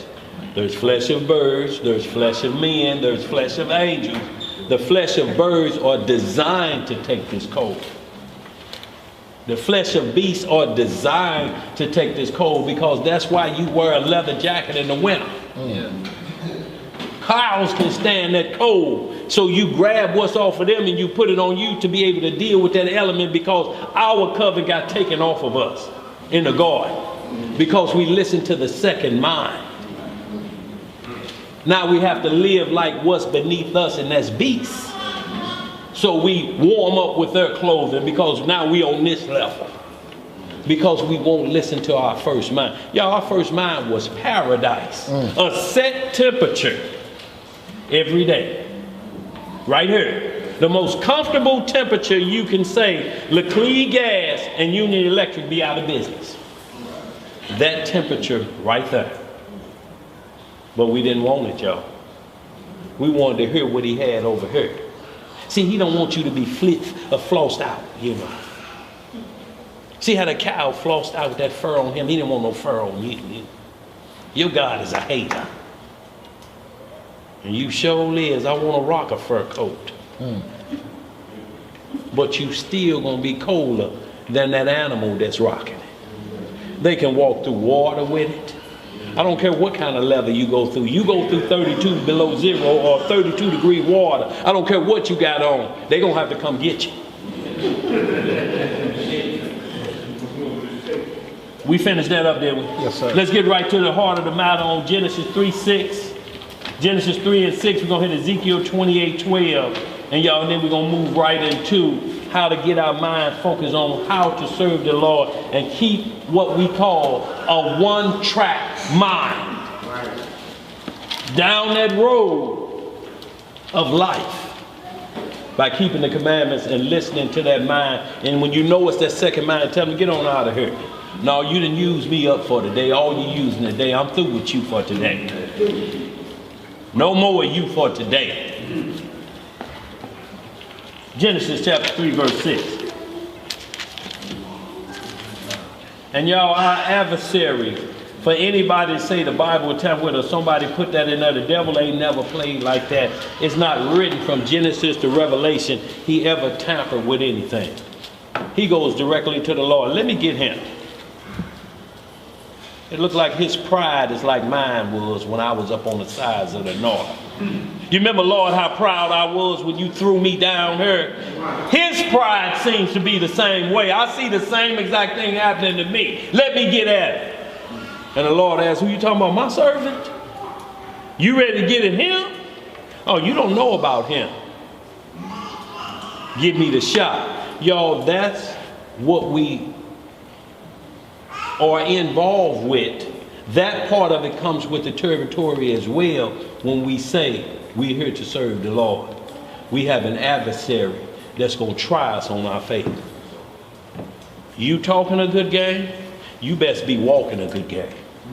Or you going to be tried on your faith by this adversary who know what you desire. You think Eve, he just picked out that one desire?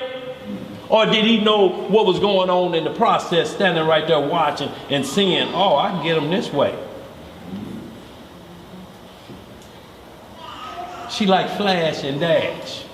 Y'all, ain't no coincidence the gifts that we give are flash and dash to a woman. Dazzles the eyes, make it bright. Scripture says a man will go out on a journey, fight a war, swim back 10 miles like he's a triathlete, and bring that gift back home for you. You done killed a whole city, swam 3 miles in the treacherous sea, and this is what you peel out for you? Yes. Go ahead, bro. Where we at? Genesis chapter 3, verse 6. See, I don't know about y'all, but see, in my era, when you got a car, it wasn't for your partners to see your car. Your whip was getting ready for somebody to be on the passenger side. And it best be clean. I'm talking about when we even armor all the seats because most of them was vinyl. I'm talking about when a woman got in your car, she slipped down. Like, oh, wait a minute, what's this? All them seats is armor all, baby. Just for you. Hey, together. Armor all on them tires.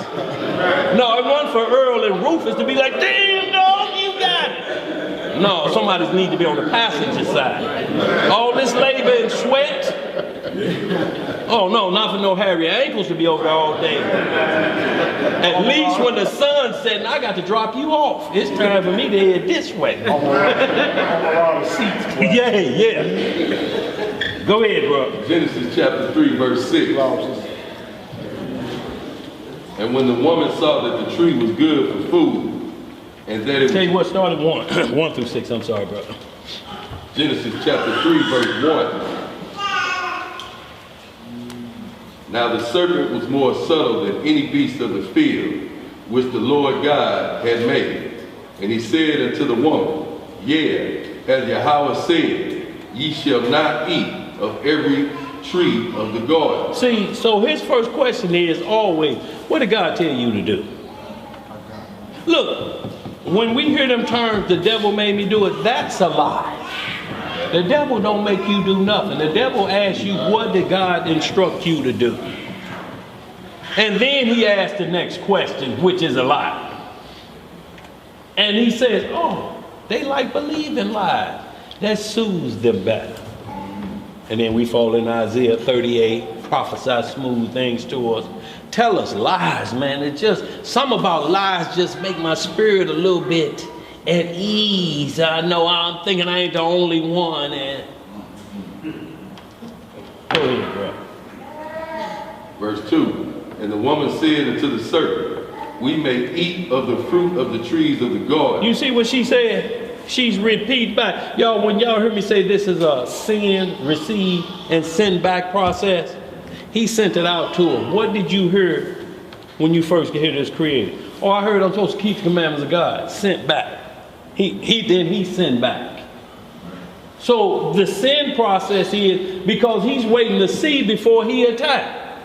He's waiting to hear. Oh, you got the instructions already. It's now my time to attack. Go ahead.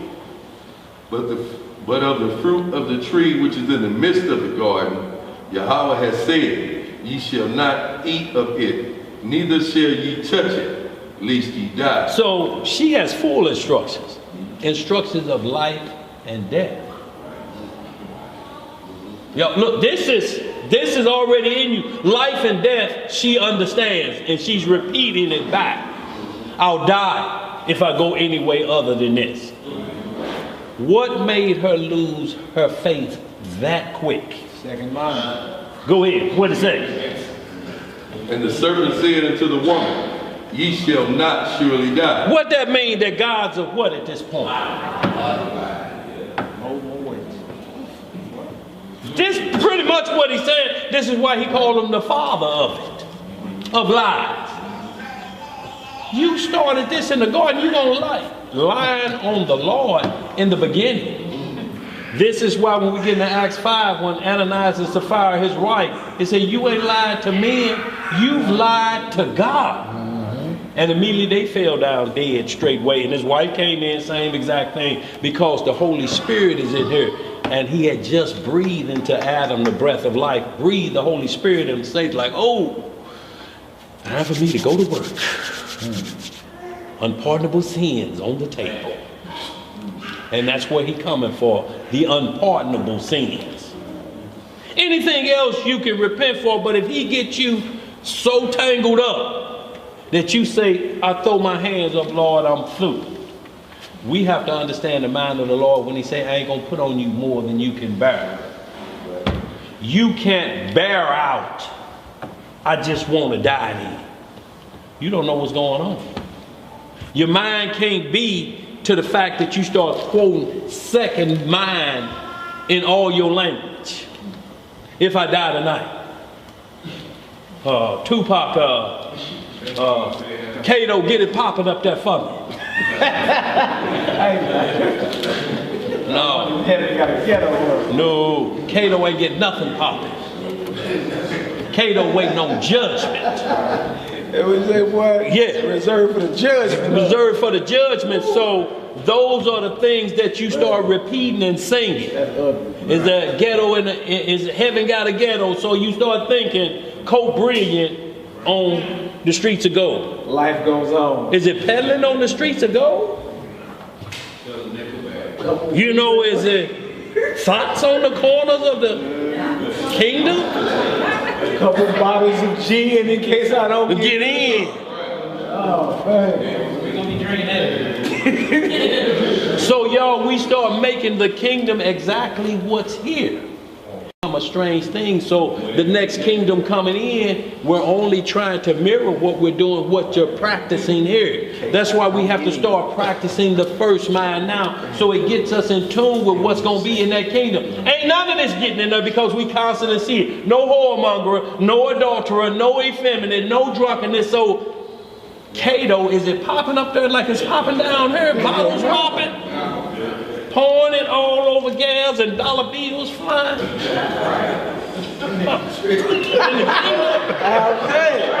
Hey, that was the image though. Right. Let's read some more, y'all.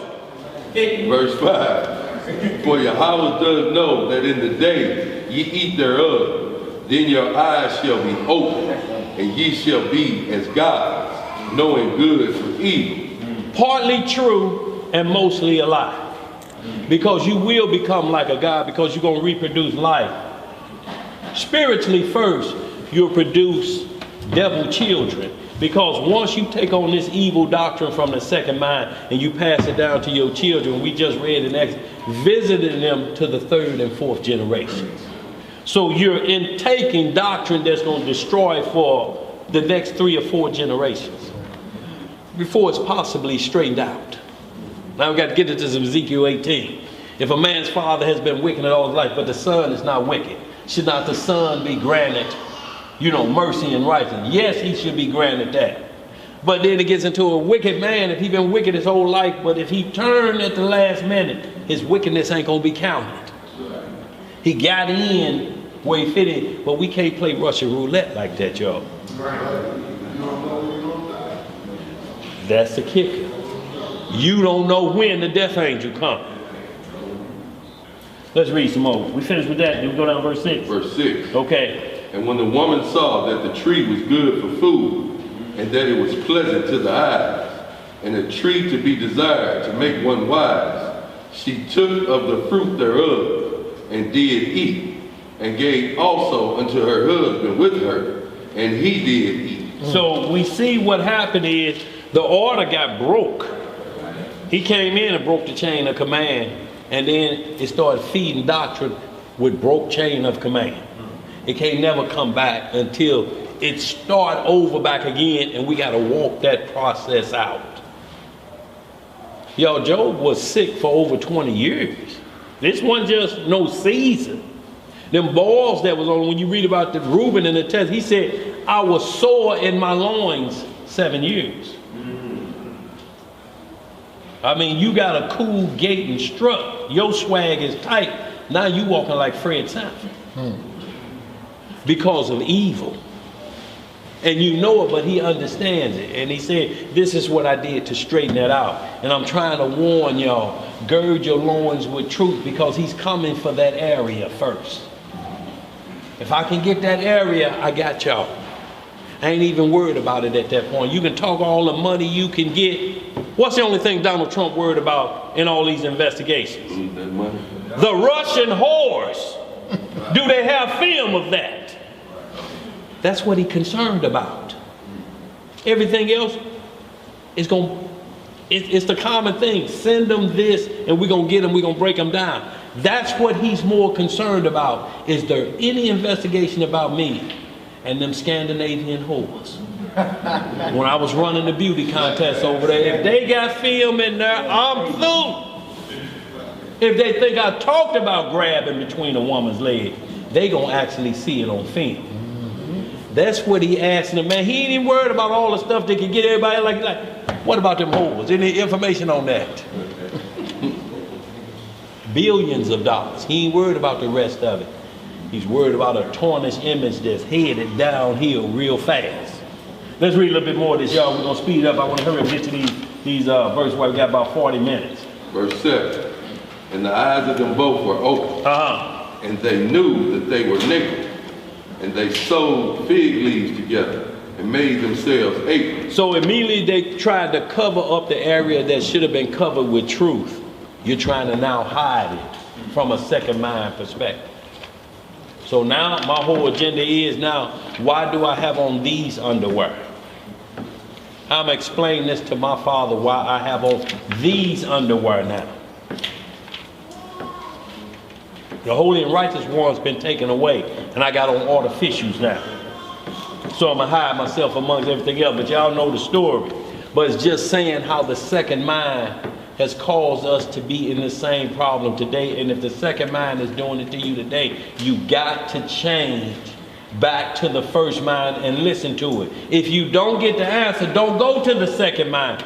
Pray for the understanding of the first mind. Job's friends was trying to tell him, but we see at the end of the 42nd chapter of Job, he told them, all your friends better go get some bullocks and sacrifice it because they instructed you dead wrong. I'm going to put all of them to death. Right. So all that instruction that they was giving him wasn't the true mind of the Lord, because it was the mind, the second mind, it was their mind. Well, come on, Job, you had to do something now. All this wrath ain't came on you about nothing, man. What you doing? Yeah. Now, I know you got this paper, and people with paper having to get into things. Job, see, because the mind of the Lord does what he wants to do. If he decides to test you that way, he will test you, but he will never tempt you with evil. Never, ever, ever. Your trial that you're going through is not evil, unless it's evil that you've done, and now the devil is trying you on that. But you will know the difference clear as a bell, because Job's righteousness told him, naked I came, naked I go. So he wasn't harboring anything or trying to hang on to anything. He like, if this the end of the line, if this as long as this run, then it is what it is. But I heard his resurrection come. I'll partake in that and get it back. Go ahead. Basically, James, you saying it's the difference between what you go through and what you put yourself through. Absolutely. It's night and day, and you have to know the difference in the judgment, or you gonna deal with the mind of the Lord falsely. Because you're going to say, woe is me, why is this happening to me? You have to examine every avenue. And there's somebody going through that same exact thing, and you look and see, okay, this is a test from the Lord. I know I ain't wrong nobody. But if you start thinking it could be, yeah, I did steal Earl's lunch at work the other day. Maybe it's, no, I don't think he'd trip about me taking his lunch. No, that ain't it. And you start thinking about what wickedness I could have done to cause this. But when you know I've been walking a straight line, you know, oh, this a hit on me. Satan is after me. It's something I'm doing. He's on my trail. Let me get in my closet and ask the Most High what I need to do. What side is showing a leak? Even Donald Trump using our language now. He's a leaker. Yeah.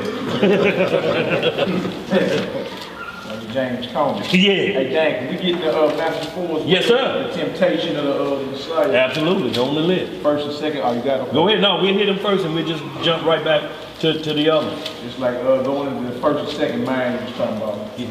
And y'all get into, write this down, y'all. We ain't going to go into them. The other mind of Satan, you can see what caused him to fail. Ezekiel 28:12 on down. It'll tell you exactly how he got in the garden, what caused him to fall, and why he was thrown down. All of that will let you know. And there's no head above the serpent, meaning there was no spirit there that confounded Satan or made him do what he did. It was his inner self that he went and he exalted himself. There's nothing written anywhere to say, and the spirit of Belial jumped on Satan. He's the father of it. It all links back to him, because the false prophet and the beast thrown in the lake of fire, and then who's the last one thrown in there? It don't say, and the spirit that deceived Satan was cast in there also, does it? So y'all, we know who we dealing with. Let's read. Where we at? Matthew 4. Matthew 4, yeah. I mean, the book of Matthew chapter 4 is going back to what the elders been talking about all day. First and second mind. First mind, as we read in Genesis 3, was the command of the Most High. And the first mind is always the Most High. Your second mind, whenever you listen to that and get caught slipping, you always say, I should have listened to my first mind. Feel me? Even down with Adam and Eve, the first mind, the first instruction was the Most High. You commanded to do this. That second mind was Slick Willie, coming up whispering. And they yielded to their second mind. That's right. You know, so let's check this real quick. Matthew the 4th chapter. What verse you in, bro? Right at 1? Yeah, 1 through 11, absolutely. The temptation of Yahweh shot Messiah. And y'all, and this will break out for you Hosea 2, the difference in tempting with evil versus a trial of the Lord. Because that's what temptations mean, is to try it. You either gonna get a trial from the Lord to try you as gold in the fire, or you will be tempted with evil, or your trial will be how deep is your evil running. One or the other. That's what temptation is. But the Most High clearly said, I'll never tempt you with evil. I'll never put you in a position to harm yourself or my name first. For my name to be disrespected. I'm not going to never put you in that situation. Every situation we in, the name of the Lord got exalted. From every prophet we read about, his name was exalted. Now us, his name has been shamed. Go ahead, bro. Yeah. Matthew 4th chapter. Matthew chapter 4, verse 1. What it say? Then was the Messiah led up of the Spirit into the wilderness to be tempted of the devil. To be what? Tempted of the devil. So he was led up by the Ruach. The Holy Spirit was on him. To be tried by the devil. Yeah. Go ahead. Verse 2. And when he had fasted 40 days and 40 nights. How long he fasted? 14 days and 40 nights. This 960 hours he prepared himself to deal with the chief tempter. Con, the third of the angels, y'all. This the chief tempter. 960 hours. And y'all, we looking at here the Day of Atonement. Just 24 hours, we like this. Nervous. Damn. Yeah. You ordered that pizza. Did you tell him 8 o'clock it'll be dark right at 8? 24 hours. This 960 hours. Go ahead, bro. He was afterward a hunger. And when the tempter came to him, he said, if thou be the Son of the Most High, command that these stones be made bread. But he answered and said, it is written. It is what? It is written, man shall not live by bread alone, but by every word that proceedeth out of the mouth of the Most High. And look, and see how Satan played you? He came at the first angle he thought that could get to Messiah. 960 hours ain't ate. You hungry. The first thing he tempted to come is, you know, them stones can be made bread. I know you're hungry. I hear your belly growling over here.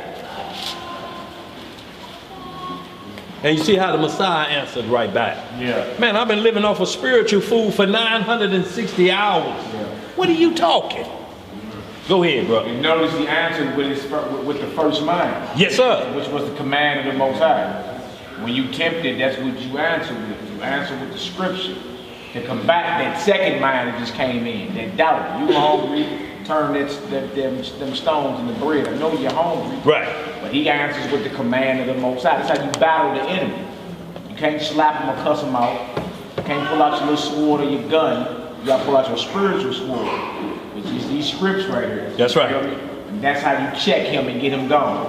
All right, verse 5. Then the devil taketh him up into the holy city, and setteth him on a pinnacle of the temple, and saith unto him, if thou be the Son of the Most High, cast thyself down.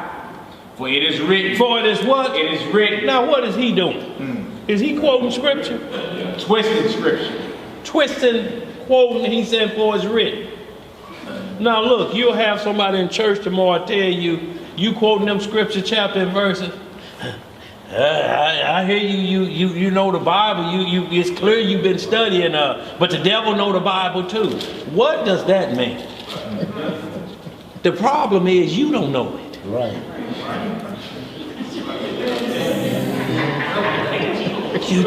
This the problem here.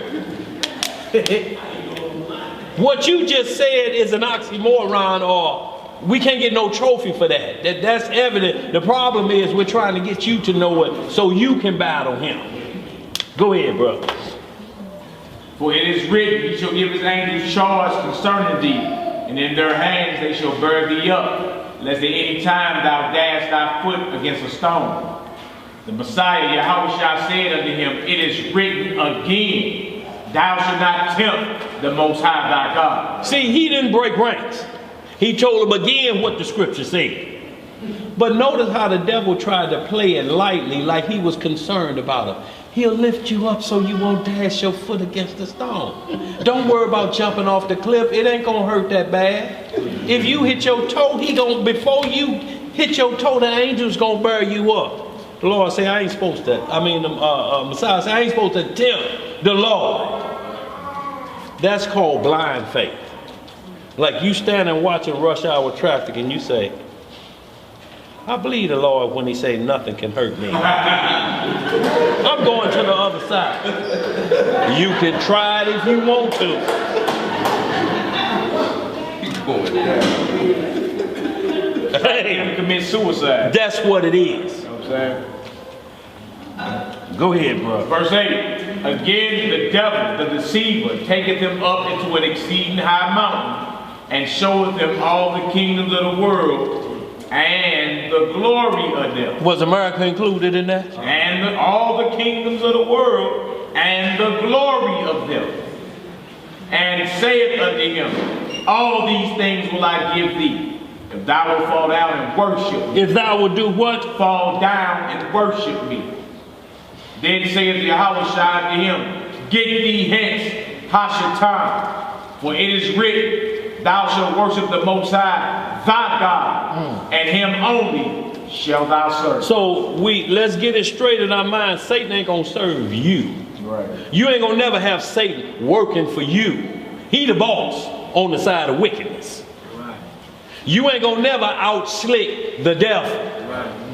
Straight up. He's a double crosser. All y'all know the joke of the snake in the snow, and the man took him home and put him in front of the fire, gave him milk, and then went to pet him. The snake bit him. He's like, what you do that for? He said, you know that was a snake, didn't you? Straight up. Yeah. You think anything changed? You think because the preachers do trunk or treat, they put candy in the trunk of their car on Halloween. You can't fix a folly day or an evil day because you decide to take the candy out of the hands of the pedophile and put it in the trunk of the car. The package is still wrapped with Halloween symbols on it. You still teaching the doctrine. You're just saying we're going to move away the element of danger, so to speak. But the danger is in the doctrine. The spirit of rebellion. Because you're going to teach it to the next group. Yeah. And that's what he loves. Because the next group, he's looking for a diehard candidate. Because the people are looking, well, if the preacher's doing this, it can't be that bad then. The preacher doing it. Now we got to slide downhill of a whole nother generation on this madness. Go ahead, man. Verse 11. Then the devil leaveth him. What the devil do? Leaveth him. And behold, angels came and ministered unto him. Look, angels are standing back like this, like big brothers, waiting and testing that at any time he could have called and took care, but they didn't come minister to him until he got through his trial with the devil. They came and ministered to him, brought him food, strengthened him back up. They're like, whoo, he was on you there, Messiah. He's like, yeah, I know. He was on Peter the same way. The Messiah had to pray for Peter. Satan have sought to sift you like wheat, but I have prayed for you. So y'all, it still ain't uncommon to man that Satan will keep coming at least 3 in a row. Yeah, where y'all think y'all get the term from? It say it come in 3s. They're taking that second mind doctrine and trying to apply it to this. He attacks in 3s. He came at Peter how many times before Peter denied? 3 times. So y'all, this is how he keeps coming. The people came to him 3 times and he denied them. You was with him, wasn't you? Nope, don't know him. You sound like you've been with him. Your voice sound like a Galilean. Look, you ugly. What? I don't know him. So y'all, when he attacks the 3rd time, you just tell him, get going.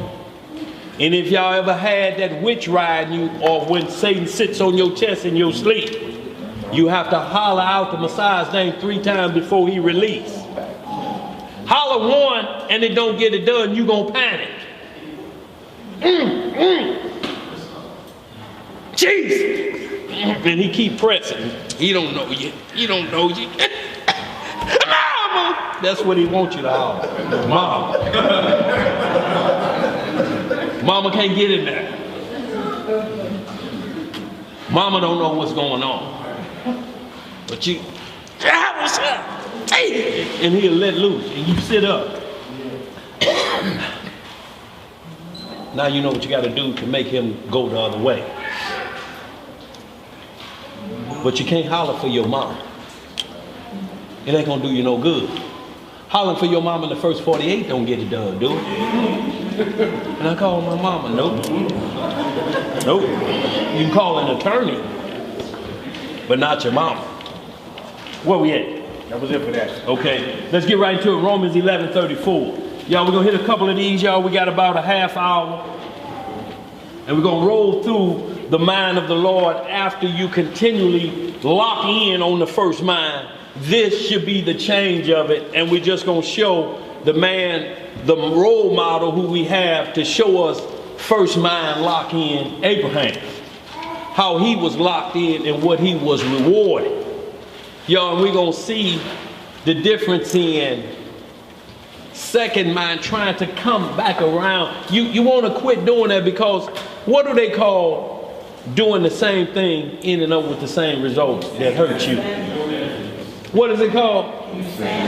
Insanity, or that's why they say you are insane. You're out of your mind. You keep doing the same thing that got your foot cut off, that just got your hand cut off, and you're going to go do it again looking for what results? But eventually for your head to get cut off. Let's get it. Romans 11:34. The book of Romans chapter 11. Everybody there? Y'all, we're going to hit a couple of these quick one-hitters. We're going right next to 1 Corinthians chapter 2. After that. Y'all, we're going to get through these, and what we're getting through now is mind correction and focusing in on the first mind, being tunnel vision. Right. Go ahead, man. You good? Romans 11:34. For who have known the mind of the Most High? That's a question. Who? Who can we talk about that know the mind of the Lord? It ain't like nobody can't know it. His mind is in his commandments. Right. He telling you this how I think about the crimes that y'all commit against me. Y'all don't commit no crimes, we ain't got nothing to talk about. Go ahead, man. For who have known the mind of the Most High, or who have been his counselor? Who is the Lord sitting on Dr. Phil's couch? No. You know Dr. Phil, I didn't want to have to do what I did at the flood, and but they just make me so angry. If y'all see the show Lucifer, do y'all know they're giving him a conscious side now? But you need to watch that. Yeah, because that's what they finna bring to us now. They're finna turn Lucifer into the one, into the good guy. Yeah. And he bashes his father the whole episode. Yeah, like father threw me out. Yeah, right. Yeah. And now he's showing compassion. Even got a demon playing with the little girl. Hey. Maze, Mazakim. Something like that. Short for Mazakim, a super demon. That the little child is playing with him. So they getting our children ready that demons ain't that bad. You can even have them as a best friend, not as a guardian angel. What the Messiah said, the angel always watches over them. Y'all, in Job, when Jacob wrestled with the angel, the reason that's really happening in the bone, He was so concerned about Esau and his band of men catching him coming through with his wives and children and slaughter them. But do you know it was angels standing just like this waiting to minister? I wish Esau would trip. Waiting, and when you get into the next chapter 33, this 32nd chapter of Genesis, when you're in 33, you can see that Jacob saw him. He like, y'all had my back all the time. We got an Air Force and angels, y'all, ready to battle. If you say get them, they'll get them. But they're waiting to see what you do because they're giving orders to let you handle your business. It's like a big brother or a big sister. He keep messing with you, huh? Come on, let's go back down to the schoolyard. He just standing back, waiting, make sure ain't nobody else doing nothing. Go over there and whoop his. Because if you don't, I'ma whoop yo. And there you go. And when you look up and you see him bagging up like this, you like, oh, it works.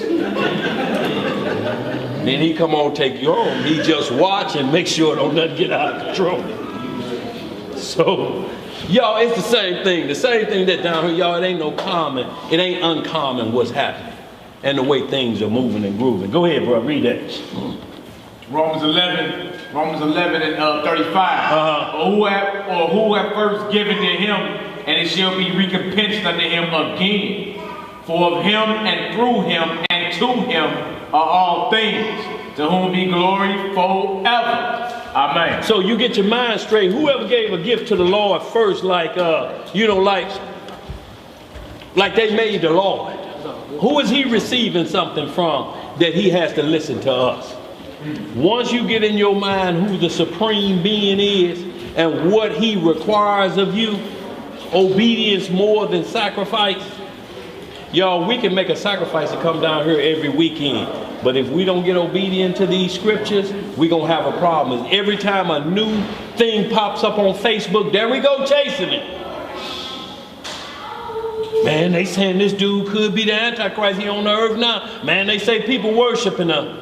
And we just do this. What that mean? Y'all know what we talking about. This all you got to do is do this. And they what? You see what's up there, the sun and the moon. It can't be the Antichrist. All that's going to be knocked out before the Messiah come back. That ain't the Messiah. Just do this, y'all. It ain't a whole lot of work. Just do this. You see that's up there. But we'll get intertwined. What? He is from England. And they say his daddy was a Rothschild. What the hell has that got to do with that?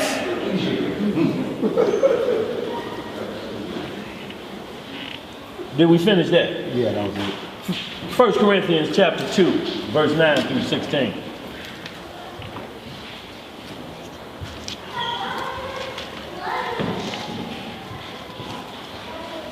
Y'all, we ain't got long. We just got a couple more. I want to run through these minutes, y'all.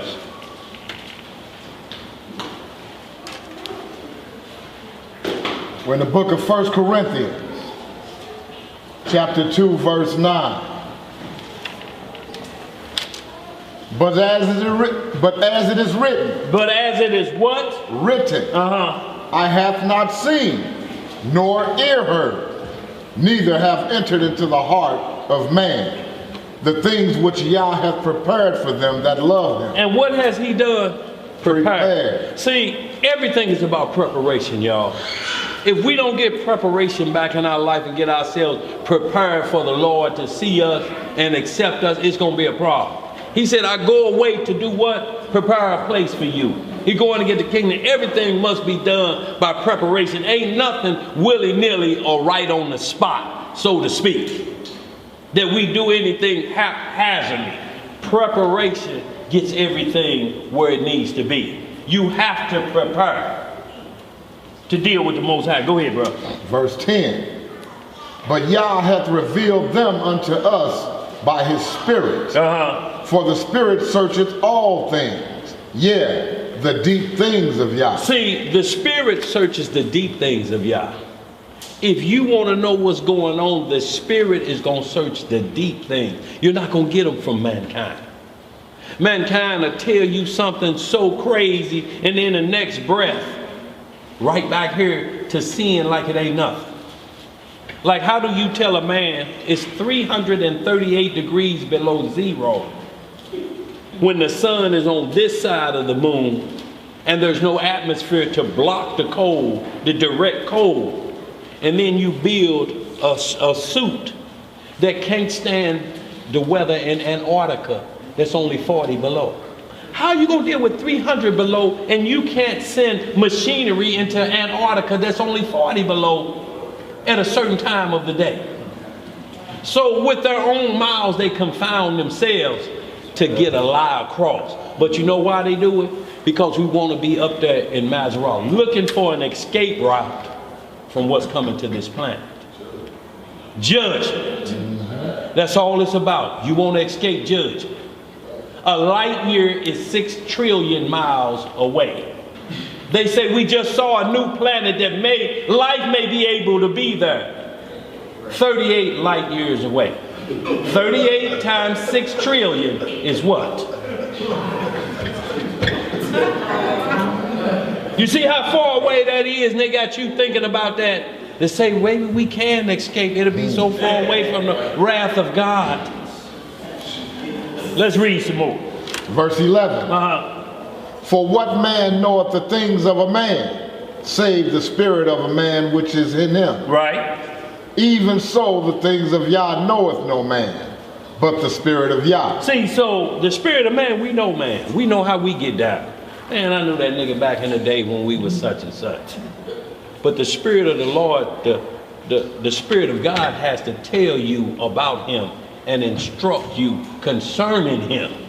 You can't get this from any other spirit. The second mind don't have that. You can't curse God and then have the Holy Spirit. That's why Satan can't do miracles. That's why Satan can't predict the future. He can show you wonders and different things like that, sleight of hands, because he's supernatural.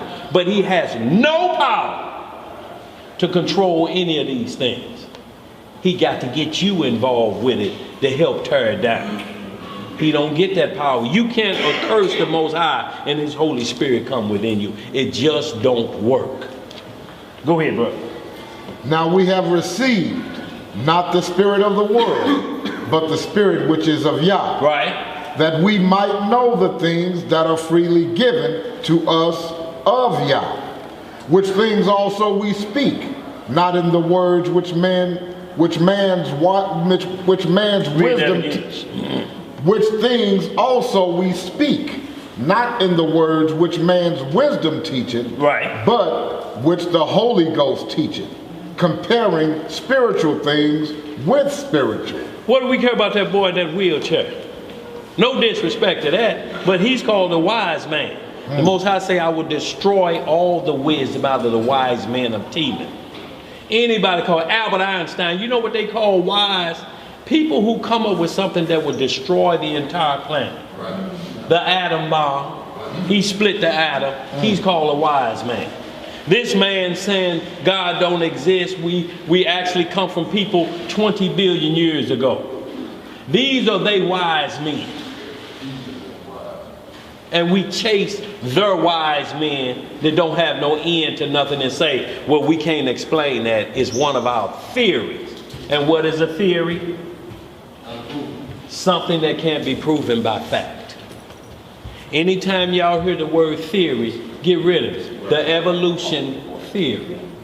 It can't be proven by fact. So why are we sitting here entertaining and arguing with it? Unless you want to hear something, there's a bit of doubt about the scripture. Maybe God don't want me to know how old things really is. And you start entertaining. Then you start looking for movies. How old is God? And you start looking up YouTube videos. Wonder why God don't want me to know part 1 and 2. You just sitting there.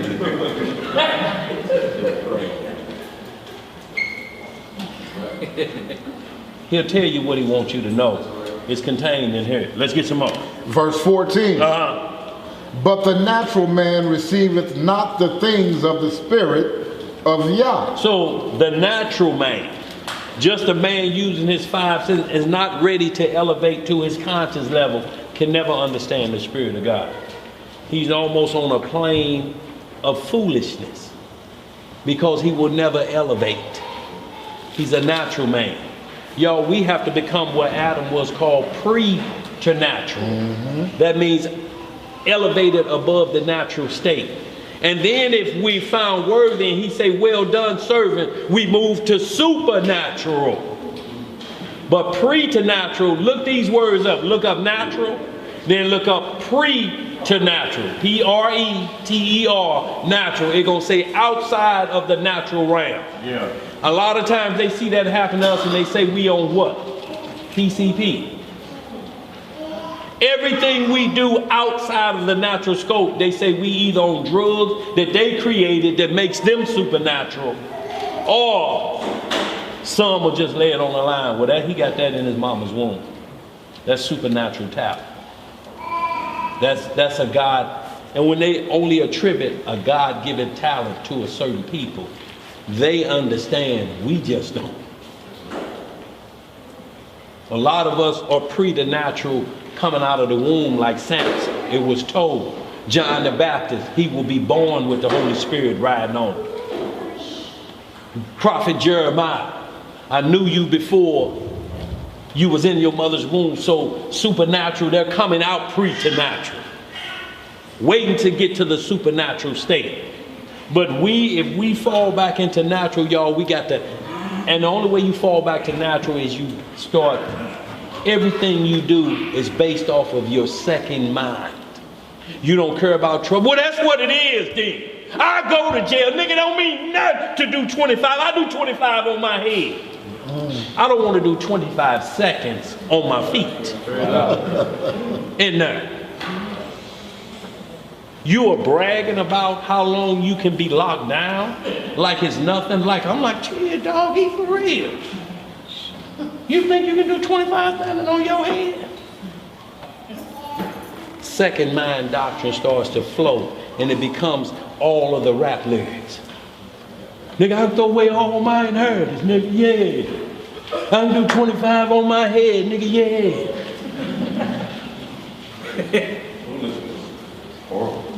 Let's read some more. Verse 14 again. Lord. But the natural man receiveth not the things of the Spirit of Yah, for they are foolishness unto him. What are they? They're foolishness unto him. Neither can he know them, because they are spiritually discerned. See, y'all, these things are supernatural, how we have to go in our closet to get our answer, to stay on this one-track mind. You can't listen to outside sources. Neither can he know them. Neither can he know them. Y'all, them naturals don't understand the word, neither can they know it. Go ahead, bro. But he that is spiritual judgeth all things. What does he do? Judgeth all things. Some things. All things. See, the Spirit will let you look at every matter because it's not common to man what's happening to us and make a fair judgment on the situation that's going on. You can look at it when you're supernaturally in tune to the first mind. Go ahead, bro. Yet he himself is judged of no man. For who hath known the mind of the Most High, that he may instruct him? But we have the mind of Hamashiach. See, and this is why you read the scripture. You have to put on Hamashiach. You have to wear him like your favorite garment, so you know the mind of the Most High. If you don't put him on and put somebody else on, you wearing second mind doctrine. You wearing his clothing. It's going to be out of cup. Everything going to be from the perspective of a natural man who cannot understand spiritual things. It's why they keep going natural about the birth of the Messiah. How you going to fix corruption with corruption? Right. You think you can clean mold with mold? Now you got mold spores everywhere and you go dig mold out of somewhere else and just keep doing it like this. Pass me some more mold. Sounds very unhealthy.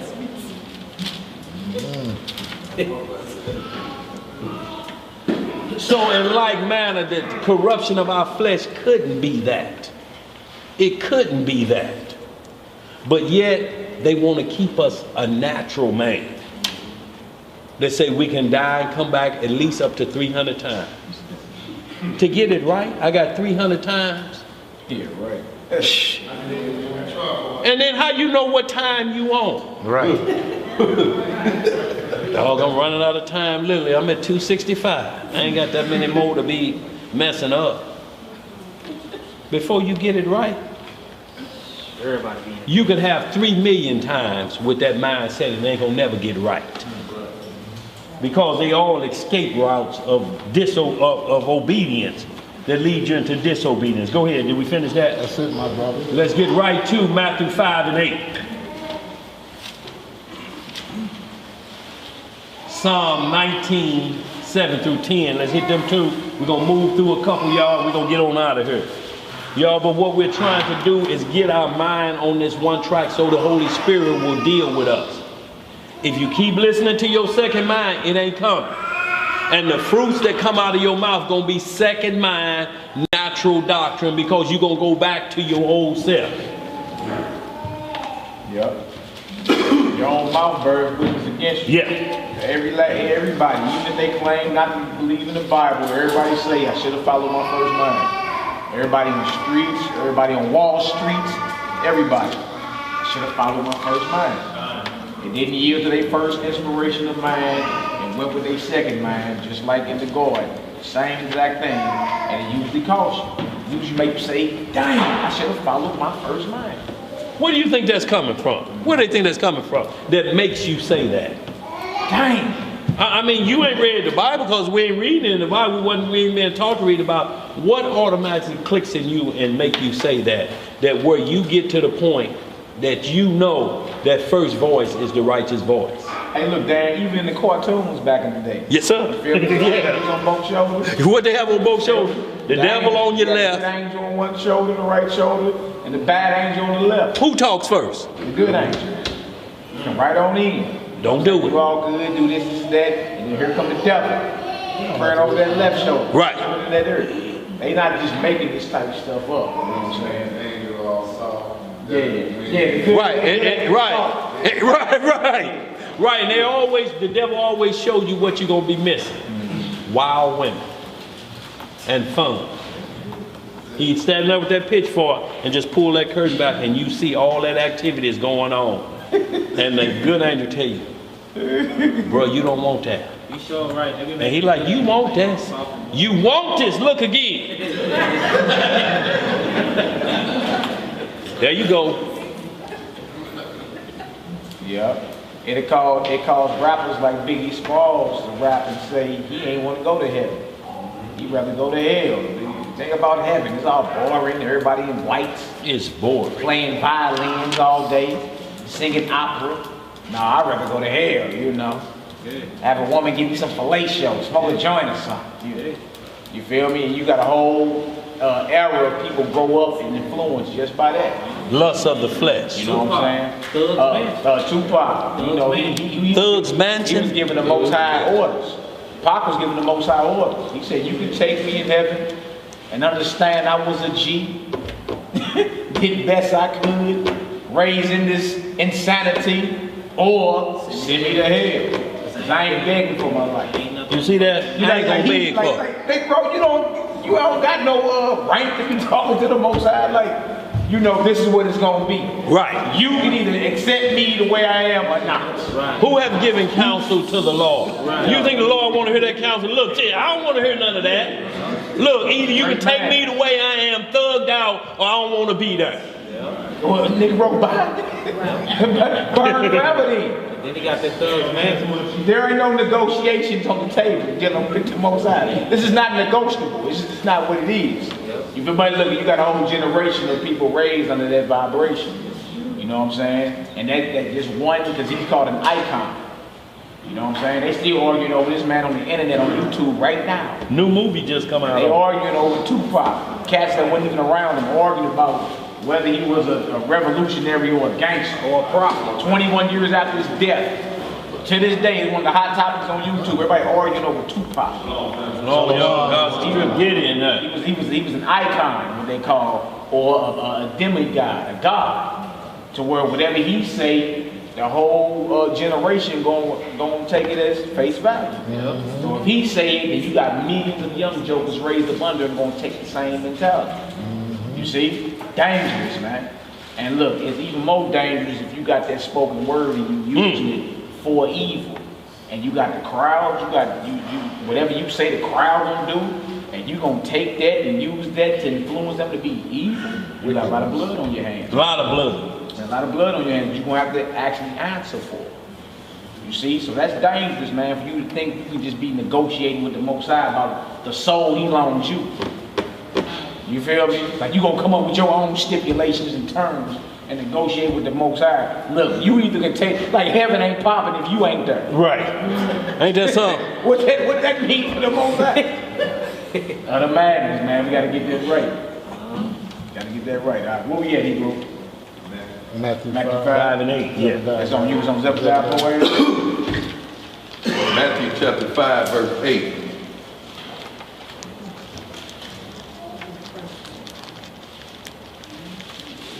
Go right, read down to verse 12. Yeah, 5 and 8 through 12. Y'all, and this is what a lot of times they call the Sermon on the Mount.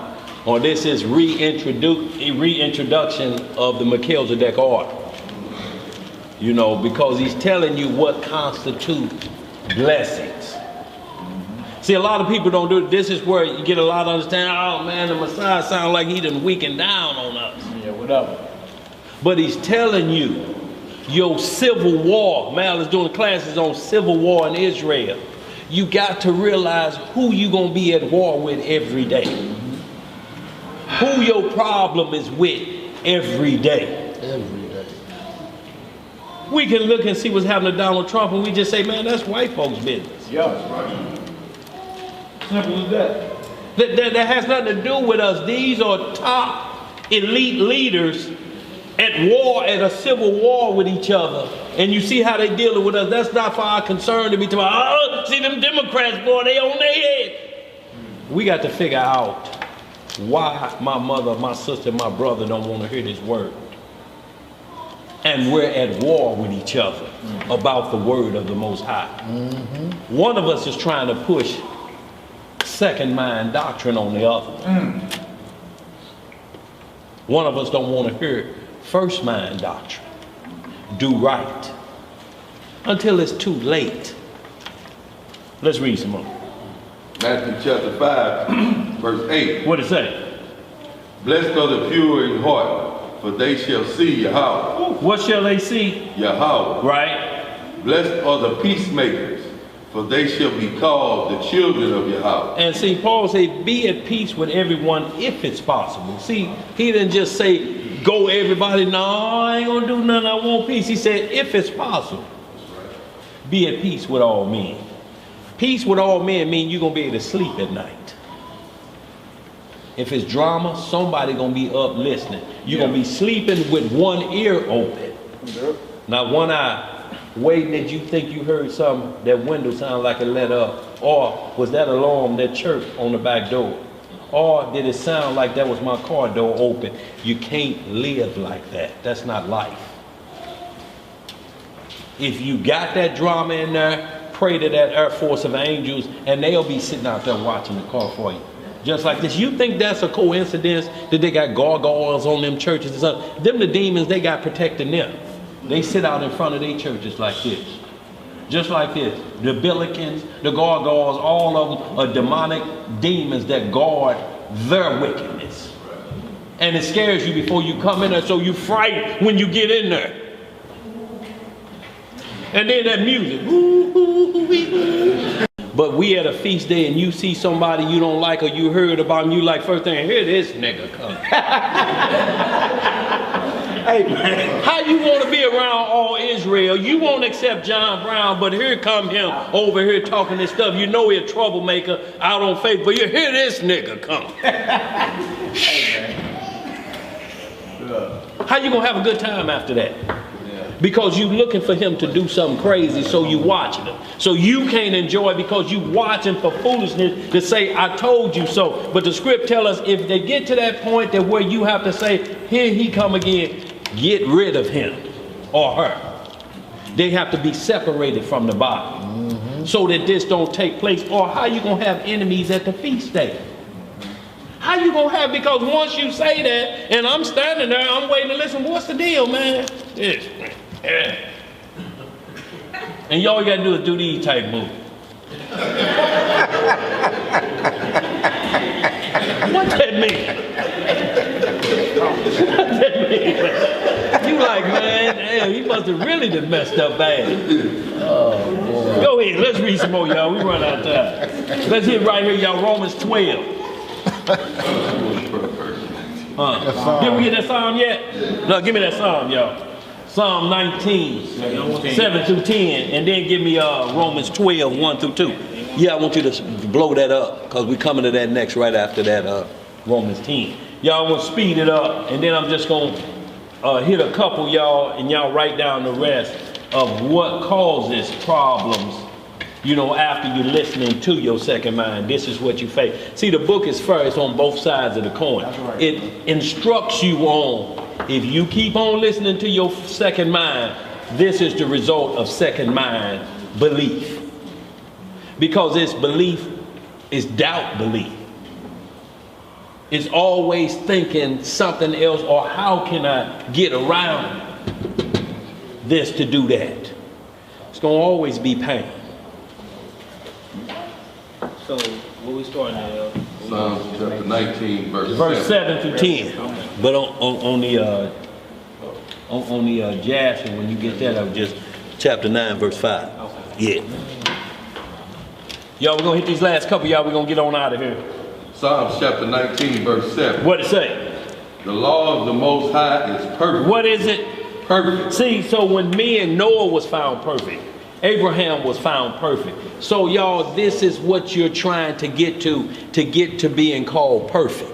And it ain't far-fetched because he called Abraham perfect.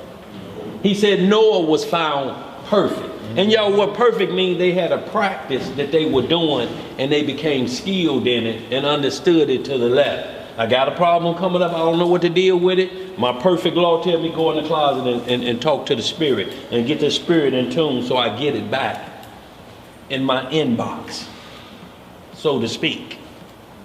And then you're made perfect, and then you're called my servant. Yo, perfect ain't the thing like how we kind of use loosely today. If you in trouble, you argue and different things. Well, I'm not perfect like you. No, you can't use it from that perspective, because what you're doing is you're saying, because you're trying to keep the law, I'm being punished for it. Unless you're trying to consider yourself perfect, that I don't do no wrong. And we all know better than that. We all know better than that. But what you are doing right, don't take a step back from it. Be bold about it and say, you're absolutely right. I've been practicing that law. To quit that. And I'm made perfect in it. I ain't did it. When last time I did?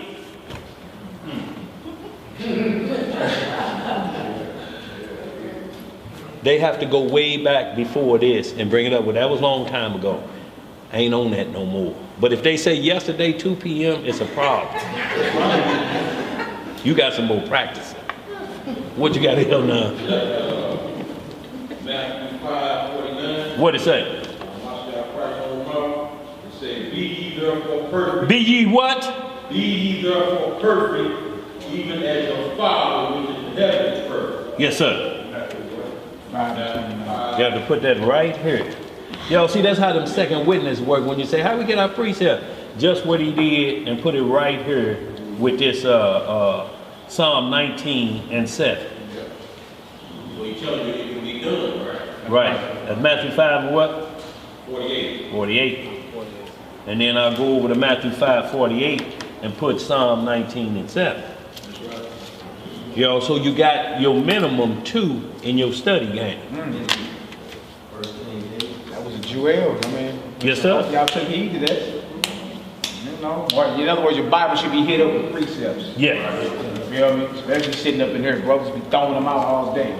You should be hitting your script up, bang, bang, bang. You know what I'm saying? Go ahead, bro. Psalm chapter 19, verse 7. The law of the Most High is perfect, converting the soul. Doing what? Converting the soul. Yo, see, the converting of a soul is first done in the mind.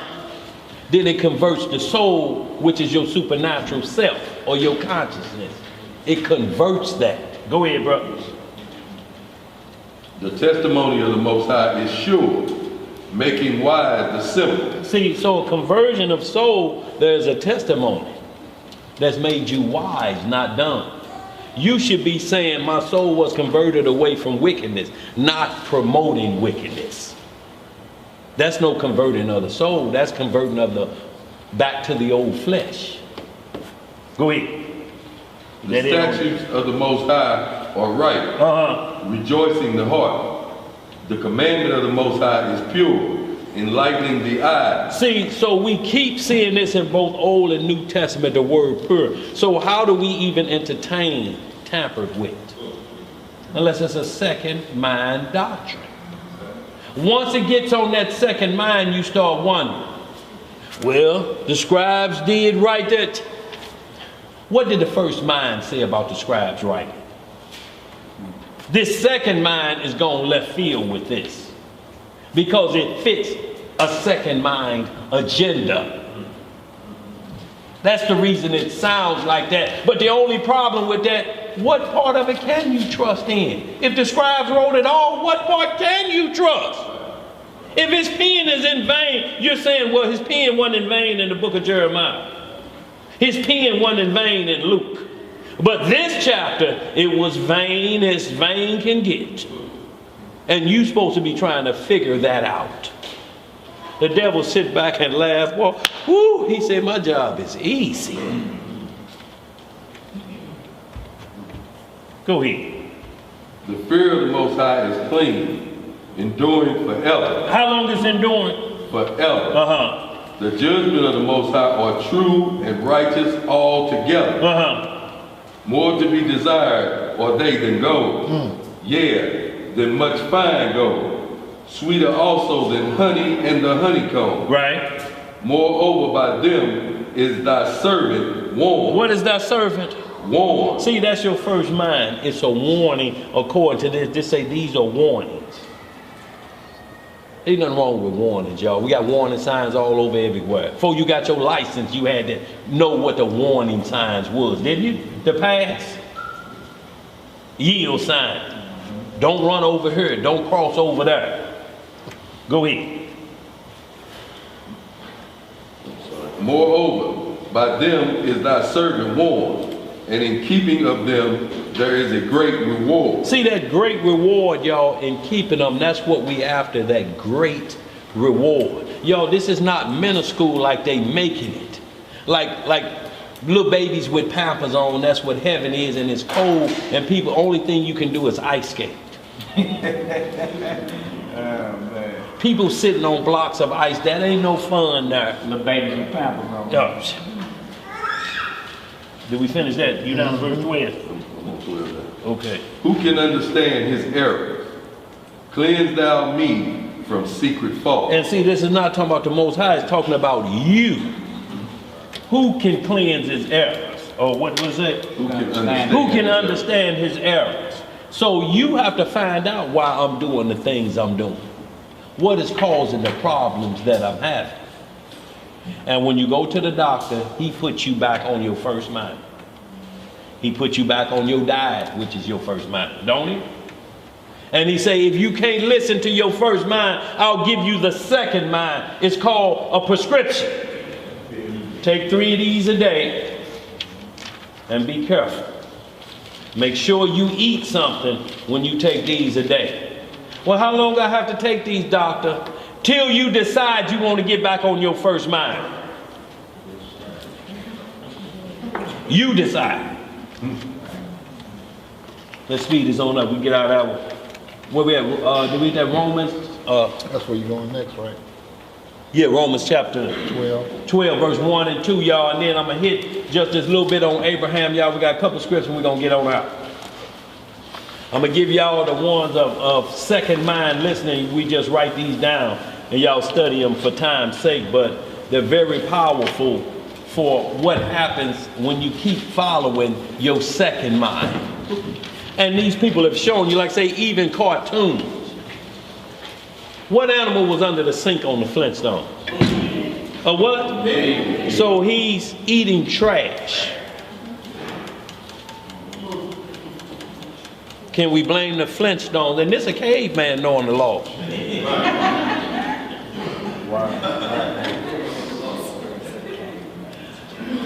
So ain't nobody without excuse, is there?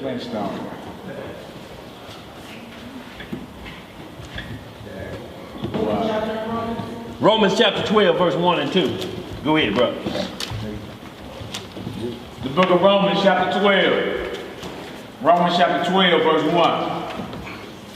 I beseech you therefore, brethren, by the mercies of the Most High, that ye present your bodies a living sacrifice. Present your bodies a what? A living sacrifice. Right? See, so y'all, that's why he said I'd rather have obedience more than sacrifice. Your body has to become a living sacrifice. I don't care about you throwing no he-goats and rams on the altar. I want your body to be a living sacrifice. I want you to make the sacrifices inside of here.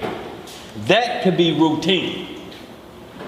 You hear people call a lot of times, what are we supposed to do about the past? Are we supposed to get all this out?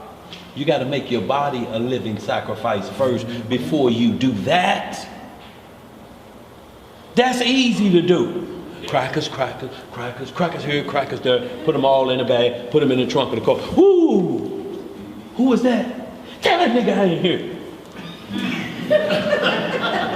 And you just put all your leavening in the trunk? Not all of it. Right, not all of it. Not all of it. Let's read some more. Present your bodies a living sacrifice, holy, acceptable unto the Most High, which is your reasonable service. Which is your what? Reasonable service. This your reasonable service. If you can't get nobody else corrected, can't you at least get yourself right? At least they'll look and say, he used to be wild, now he didn't change. That's your reasonable service, to do self-check. Go ahead, bro. Verse 2. And be not conformed to this world, but be ye transformed by the renewing of your mind. By the what? Renewing of your mind. Y'all, old dogs can learn new tricks. When you look at it from that perspective, a renewing of your mind, you can learn the laws all over again. It ain't never got to a point of where you too old to get this word. It ain't never too old. Too old is when the death angel come and tap you on the shoulder and say, that's it. That's it. That's too old then. Because you gone, ain't no wisdom or knowledge in the grave. But y'all, this could come at you at 70 years old. You find out the truth. Go ahead, bro. That ye may prove what is that good and acceptable and perfect will of the Most High. Y'all see this perfect keep coming up time and time again. Perfect. Perfect. Y'all, this don't mean don't nobody sin or they boo-boo don't stink. This means they understand the will of God for mankind, to bring us back to righteousness, that we dwell in the kingdom free of what we seeing on CNN. Free of that. Free of shootings over on Beacon and a 7-year-old girl get the brunt of it. A bullet to the head. Because Negroes warn about you standing on this corner of the government block. No taxes being paid. No nothing. We just standing out here and we run this. And then when the police pass by, you run. And then come back out and threaten your family members in the neighborhood. Let's read some more. Verse 3. For I say, through the grace given unto me, to every man that is among you, not to think of himself more highly than he ought to think, but to think soberly. To think what? Soberly, according as Yah hath dealt to every man the measure of faith. Every man the measure of faith. Think soberly. So you get a certain measurement and you ask for increase of that. But you got faith. You just got to ask for increase. Everything is going to be without excuse. Y'all, ain't nowhere you could point and say, well, Lord, I'm different. It's like homosexuals looking for a church to find, and they say I was born this way, So you're saying God made a mistake and you're looking for a righteous outcome. If you're saying he made a mistake at the beginning, what is the outcome you're looking for at the end? Right. If he couldn't get you together in the womb, he gonna get you together over here. And when we hear what the get together is, it said, let me switch in that kingdom the same way you made me. But see, that's a lie of the second mind. You can't be born in sin. Sin is transgression of the law. You're born with corruptible flesh. That's right. Of the sin that went down in the garden. But you born today, the clock don't start ticking till you reach the age of accountability, which is puberty. Then the Lord start working on your sins. But before then, you did die before that. The Lord called that innocence. Do you put charges on innocence? If you do, and it's found out, the charges are wiped away, right? He was innocent, they let him out. Well, the Lord knows innocence right off the top. And he can tell what's innocent and what's guilty. And y'all, so we need to understand these things. Go ahead, man, because we're running out of time. Want me to keep going? Where you at? Verse 3. Yeah, you want to go to Verse 10. Oh, no, hold on. Yeah, just 1 and 2. Okay, that's it. Yeah. We can hold that, y'all. I'm going to just get right to this jazz here. It's still on you, man? Yeah. Here, just read this, chapter 5. And y'all, this is, we're going to get to right here, chapter 9, I'm sorry, verse 5 and 6. Give me Genesis 26 and 4. Chapter 9 in Joshua, verse 5 and 6. Verse 5 and 6, y'all. And what I want y'all to see here is Abraham, a man that was found perfect and keeping of the laws. And we see everything that he went through. But he was actually, in this point, told that if you make it to the kingdom, you're going to see him. He never said that, I let it come out of his mouth, that y'all going to see me in the kingdom. He never did that. But the writings are clear for us that Abraham, who kept it perfect, is going to be in that kingdom. If you make it, you are going to see who Abraham was, who he is, and who will be in the kingdom. You are going to see that if you make it. Let's read. Where we at? Joshua. So up here, y'all, Joshua, chapter 5. We're just going to read them a couple verses. And we're going to see how long, chapter 9, verse 5 and 6. Okay. And we're going to see how long Abraham been doing this thing. To become perfect. Y'all, it don't happen overnight. Go ahead, man. The book of Joshua, chapter 9, verse 5. What it say? And when Abram came out from the cave, he went to Noah and his son Shem. And he remained with them to learn the instruction of the Lord. What was he learning? The instruction of the Lord. Right.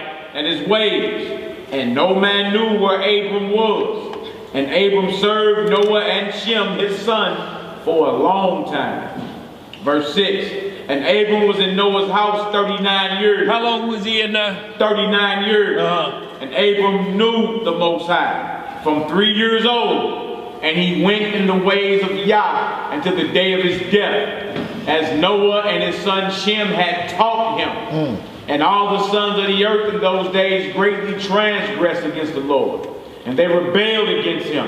And they served other gods. And they forgot the Most High, who had created them in the earth. And the inhabitants of the earth made unto themselves at that time every man his God. Gods of wood and stone, which could neither speak, hear, nor deliver. And the sons of men served them, and they became their gods. See, so we see what happened, but we see Abraham, 3 years old, y'all, he starts studying these scripts. 36 years he was in the house, 39 years total. You know, Abraham was getting lessons. Then he came out ready to rock and roll. This was before Moses got the law of Mount Sinai. Yeah. So the law of the Most High been in the earth then, And you see now that we have in Luke, I'm just telling you, I write down Luke 16:22, there's a place called Abraham's bosom. Yeah. Y'all, can you imagine the righteous holding spot for all saints after Abraham are named after this individual? Wow. His bosom. Or the holding spot up here for righteous souls. Genesis 26 and 4, y'all write that down, 4 and 5. Abraham kept all the commandments of the Lord. Yo, this way before Mount Sinai. Under which order though? Melchizedek order, y'all. So Abraham was on that higher conscious level and his understanding, but started at 3 years old, y'all. So when we got shorty class in here, y'all, it ain't out of scope to have them that young knowing about the Most High and who he is. You got to start them young. So he had him in his heart and not on stone. Absolutely. So his mind was fixed. Y'all, and I just gave y'all the scripts because we ain't got time to read them. Just want to hit one of these that basically when you follow second mind, hit me Matthew 15:19. And y'all, these are just a couple on second mind, y'all. We're going to close on out. Matthew 15:19, Proverbs 28:26. Y'all, we hit them two and we'll close on out. Second mind. Yeah. Should follow my first mind. Y'all, we say that and you ain't been to church in 100 years. When you looking through the mirror and that police behind you, whoo, them lights on and you just done picked up a bird. You trying to become a chemical entrepreneur. No bird. You studying to become a chemical entrepreneur. Them lights on you. You looking up through the mirror. No time soon. And he shoot by. And you like that. So them draws away. Throw them drawers away. Because if you had to go to the hospital, the doctor throw them away. Because that's going to scare you to death. But do you quit at that point? Do you listen to that siren flew by and you know that was 20 years on the table? May have been a second or third offense. Do you quit at that point, or do you take the Lord's name in vain and say, well, it must not have been meant to happen? And the devil said, get on back out there. He wasn't after you. You selling righteous dope. Righteous. To who? Righteous dope. If it hadn't been for you, he'd have pulled you over, wouldn't it? Nigga, you better get that money. That's the devil. Well, you better get that money, nigga. Shorty can't eat no books, babe. It's money, dog. Right. That's what the youngster told Mal. Mal breaking up some script. Had the books. Shorty can't eat no books, B. He like, man, I can't take none of that to Salama Market. Well, you ain't gonna feed them no more for the next 20 years when them lights start flashing again behind you. How Shorty gonna eat this? B. Go ahead, where we at? In the book of Matthew, chapter 15, verse 19. Everybody there?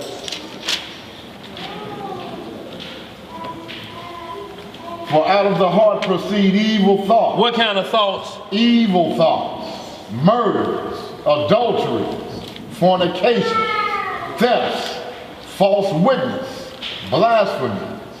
These are the things which defile a man. So right here, this was Pharisees about what defiles a man. They were saying if you don't wash your hands right, you can't drink that devil's juice. He told them this is going to defile you every time because all this second man's doctrine, what they teaching to you. This is what's going to get you locked up. Not you out of sync with man's flesh because you didn't wash your hands before you ate that hamburger. So them the rules we under now. You can hold that, y'all. I just wanted to get that read verse 20 though. These are the things which defile a man, but to eat with unwashed hands defileth not a man. So he wasn't telling you to eat with dirty hands. He was just telling you comparing doctrine of second thoughts. You're so concerned with my hands being clean. You think my hands clean, but I'm being disobedient supersedes what the law is saying. I wash my hands. You can't wash sin away. Right. No more than a woman could jump in the shower after being raped and wipe rape off. It ain't coming off because it's up in there. And you got to live with it up here. The same as a man. Same thing. You can't wash it away unless you wash it away with the word. Because your mind have to be renewed at that point. And you have to understand the evils that's in this world. And then you have to be second guessed. You're thinking, why did the Lord allow something like that to happen to me? Why would he let that happen to me? Because it's evil in the world. You didn't ask that question why he let John the Baptist get his head cut off. You didn't ask why the Messiah took all Isaiah 53. You ain't asked that one. You just enjoying the liberty of it. Because quiet is kept, you couldn't have no freedom of religion in no other nation. So all he did for you, you ain't questioned none of that, but you gonna question this. Because it's you. Get your mind right like Job. Naked I came. Yeah. Naked I get out. Because anybody come in here with clothes on when they was a baby? No. You born with Tim's and come out with a pair of Levi's on and a polo shirt, born? No. Let me go out the same way I came in. So I can get great treasures. Where we at? In the book of Proverbs. 28:26. Book of Proverbs, chapter 28.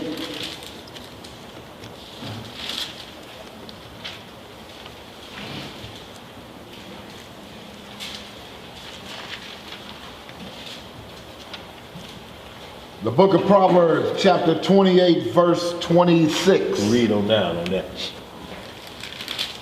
He that trusteth in his own heart is a fool. Is a what? Is a fool. See, in your own heart, that's your second mind. That's my thought. Well, I feel. Well, I think. How you gonna tell me? How you gonna judge me? Well, you're hollering a lot of things that the first mind said not to do. Let no man judge you. So those words shouldn't even be coming out of your mouth. You should be judging you. You should be self-checking. Am I following first mind? Is this right to where no man can judge me? I don't have to repeat to you not to judge me. I'm just going to look at you. What? If you have to repeat to me, and this is what happened with scripture, you don't want to find yourself guilty and you start repeating you to somebody else because you ain't been to class and nothing, or you ain't been. The first thing they say, I'm going to get back down there, man. I know I've been slipping on my studies. And well, you already done examined you.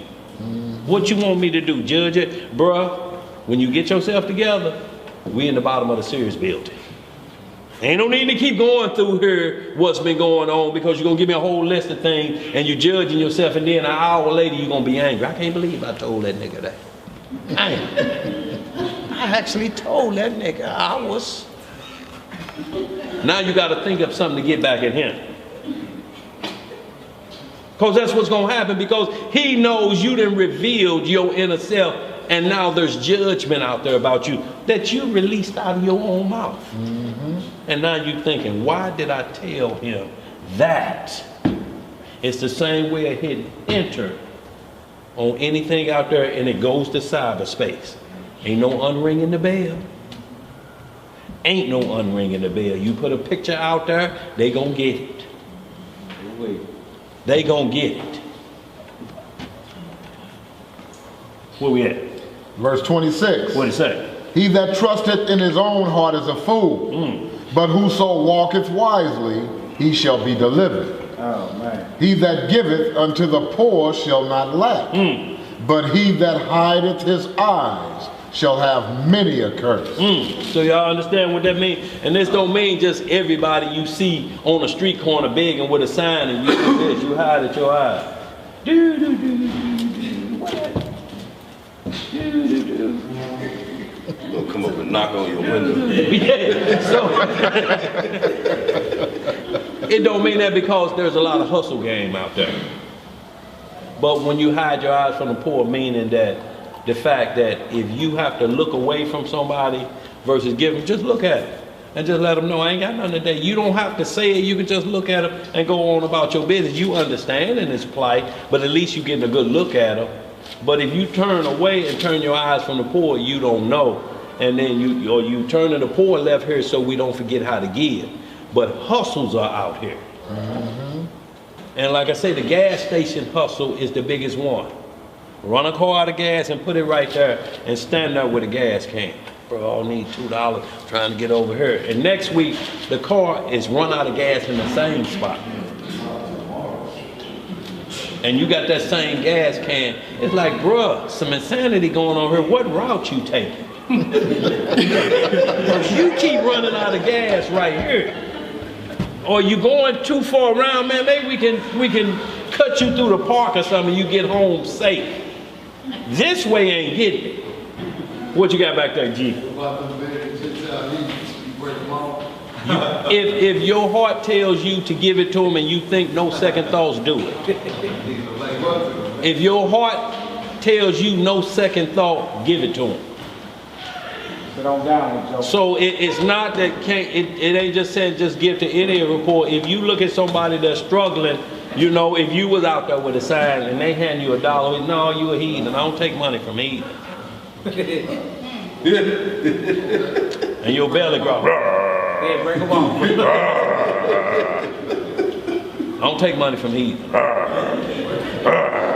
And then your brother pull up, nigga, get a job. And they pull off your own people.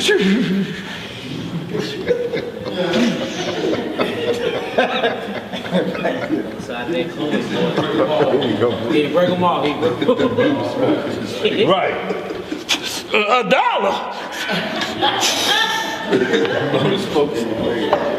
Nigga, get a job.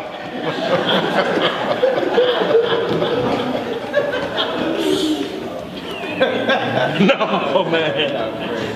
Yo, we have to use wise judgment on yourself. Once you get yourself out there, if that is, color is off limit. If you see somebody out there, color is off limit at this point. Because you're talking about a life that has the same blood that came through Adam. That came through Isaac. So this blood came through there, you know. And that blood is going to be back maybe a servant of yours in the kingdom. You don't know what you're stacking up for. That dollar may turn in treasures for 1,000 years by this servant. Not telling you just every time you see somebody dough in your pocket, but examine the situation, and if you feel that way, have no second regrets, no second thought. Don't let the second mind come back in and say you shouldn't have gave him nothing. He probably gonna go buy some liquor with that. Keep driving if you feel like that. That's the second mind telling you that. If he go do something that he other than that sign say, then he gonna heap coals upon his own head. But don't be a flunky for the sign. That's all I'm saying. Understand the situation, because we gonna have poor. Here we'll be poor overnight. Every one of us is tomorrow to say the mark of the beast is here. Everybody report to the post office for your registration. What you gonna do? Everybody poor at that point. Exactly. What you gonna do? Oh, man, Mike Jordan in that line. no, yeah, he's getting chipped. That's what I'm saying. But he's in there. They already got it. In that line, you're talking about $1 billion.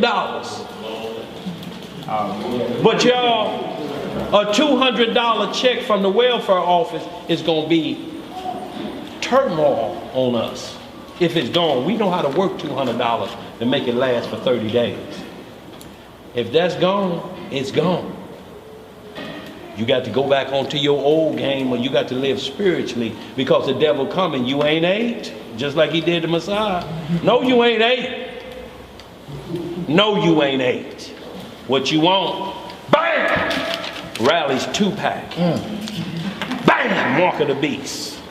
Just sign here. Worst kind of food, rallies. Yeah. They ain't offering steak and lamb. They offering you dog food. Matrix food. Camel, lettuce, pork, and mustard.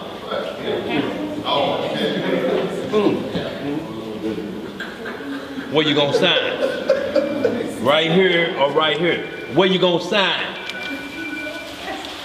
Y'all, those days are coming, y'all. We got to get prepared for them. Was that the last script, y'all? We got verse 28. What it say? When the wicked rise, Right. men hide themselves. But when they perish, the righteous increase. Right. That's it. So y'all, we can hold there. I had a couple more that write these down for me. Yaki, Luke 12:34, John 13:2, Proverbs 3:5 5 through 7. And all of these, y'all, are on the second mind. You said John what? John 13:2. Luke 12:34. Gotcha. And Proverbs 3:5 through 7. All of these are on that side of continuing to listen to second mind. I don't care who you talking to, huh? John 13:2. John 13:2. It's on the board. Y'all, so y'all, this is what we're trying to get the understanding of. I can't be your first mind. Malachi can't be your first mind. Your first mind has to be the Lord. We can relay the information of the first mind, but you cannot depend on man because you trust in man then as the first mind. And you let a man get a hold of your trust, a man will have you doing things you ought not be doing as a man just because you've given him that power over your soul. Every leader of these so-called camps want to dig in a man's rear end like he do a woman. When you give him that trust of your soul. Still got committed to Wickedness.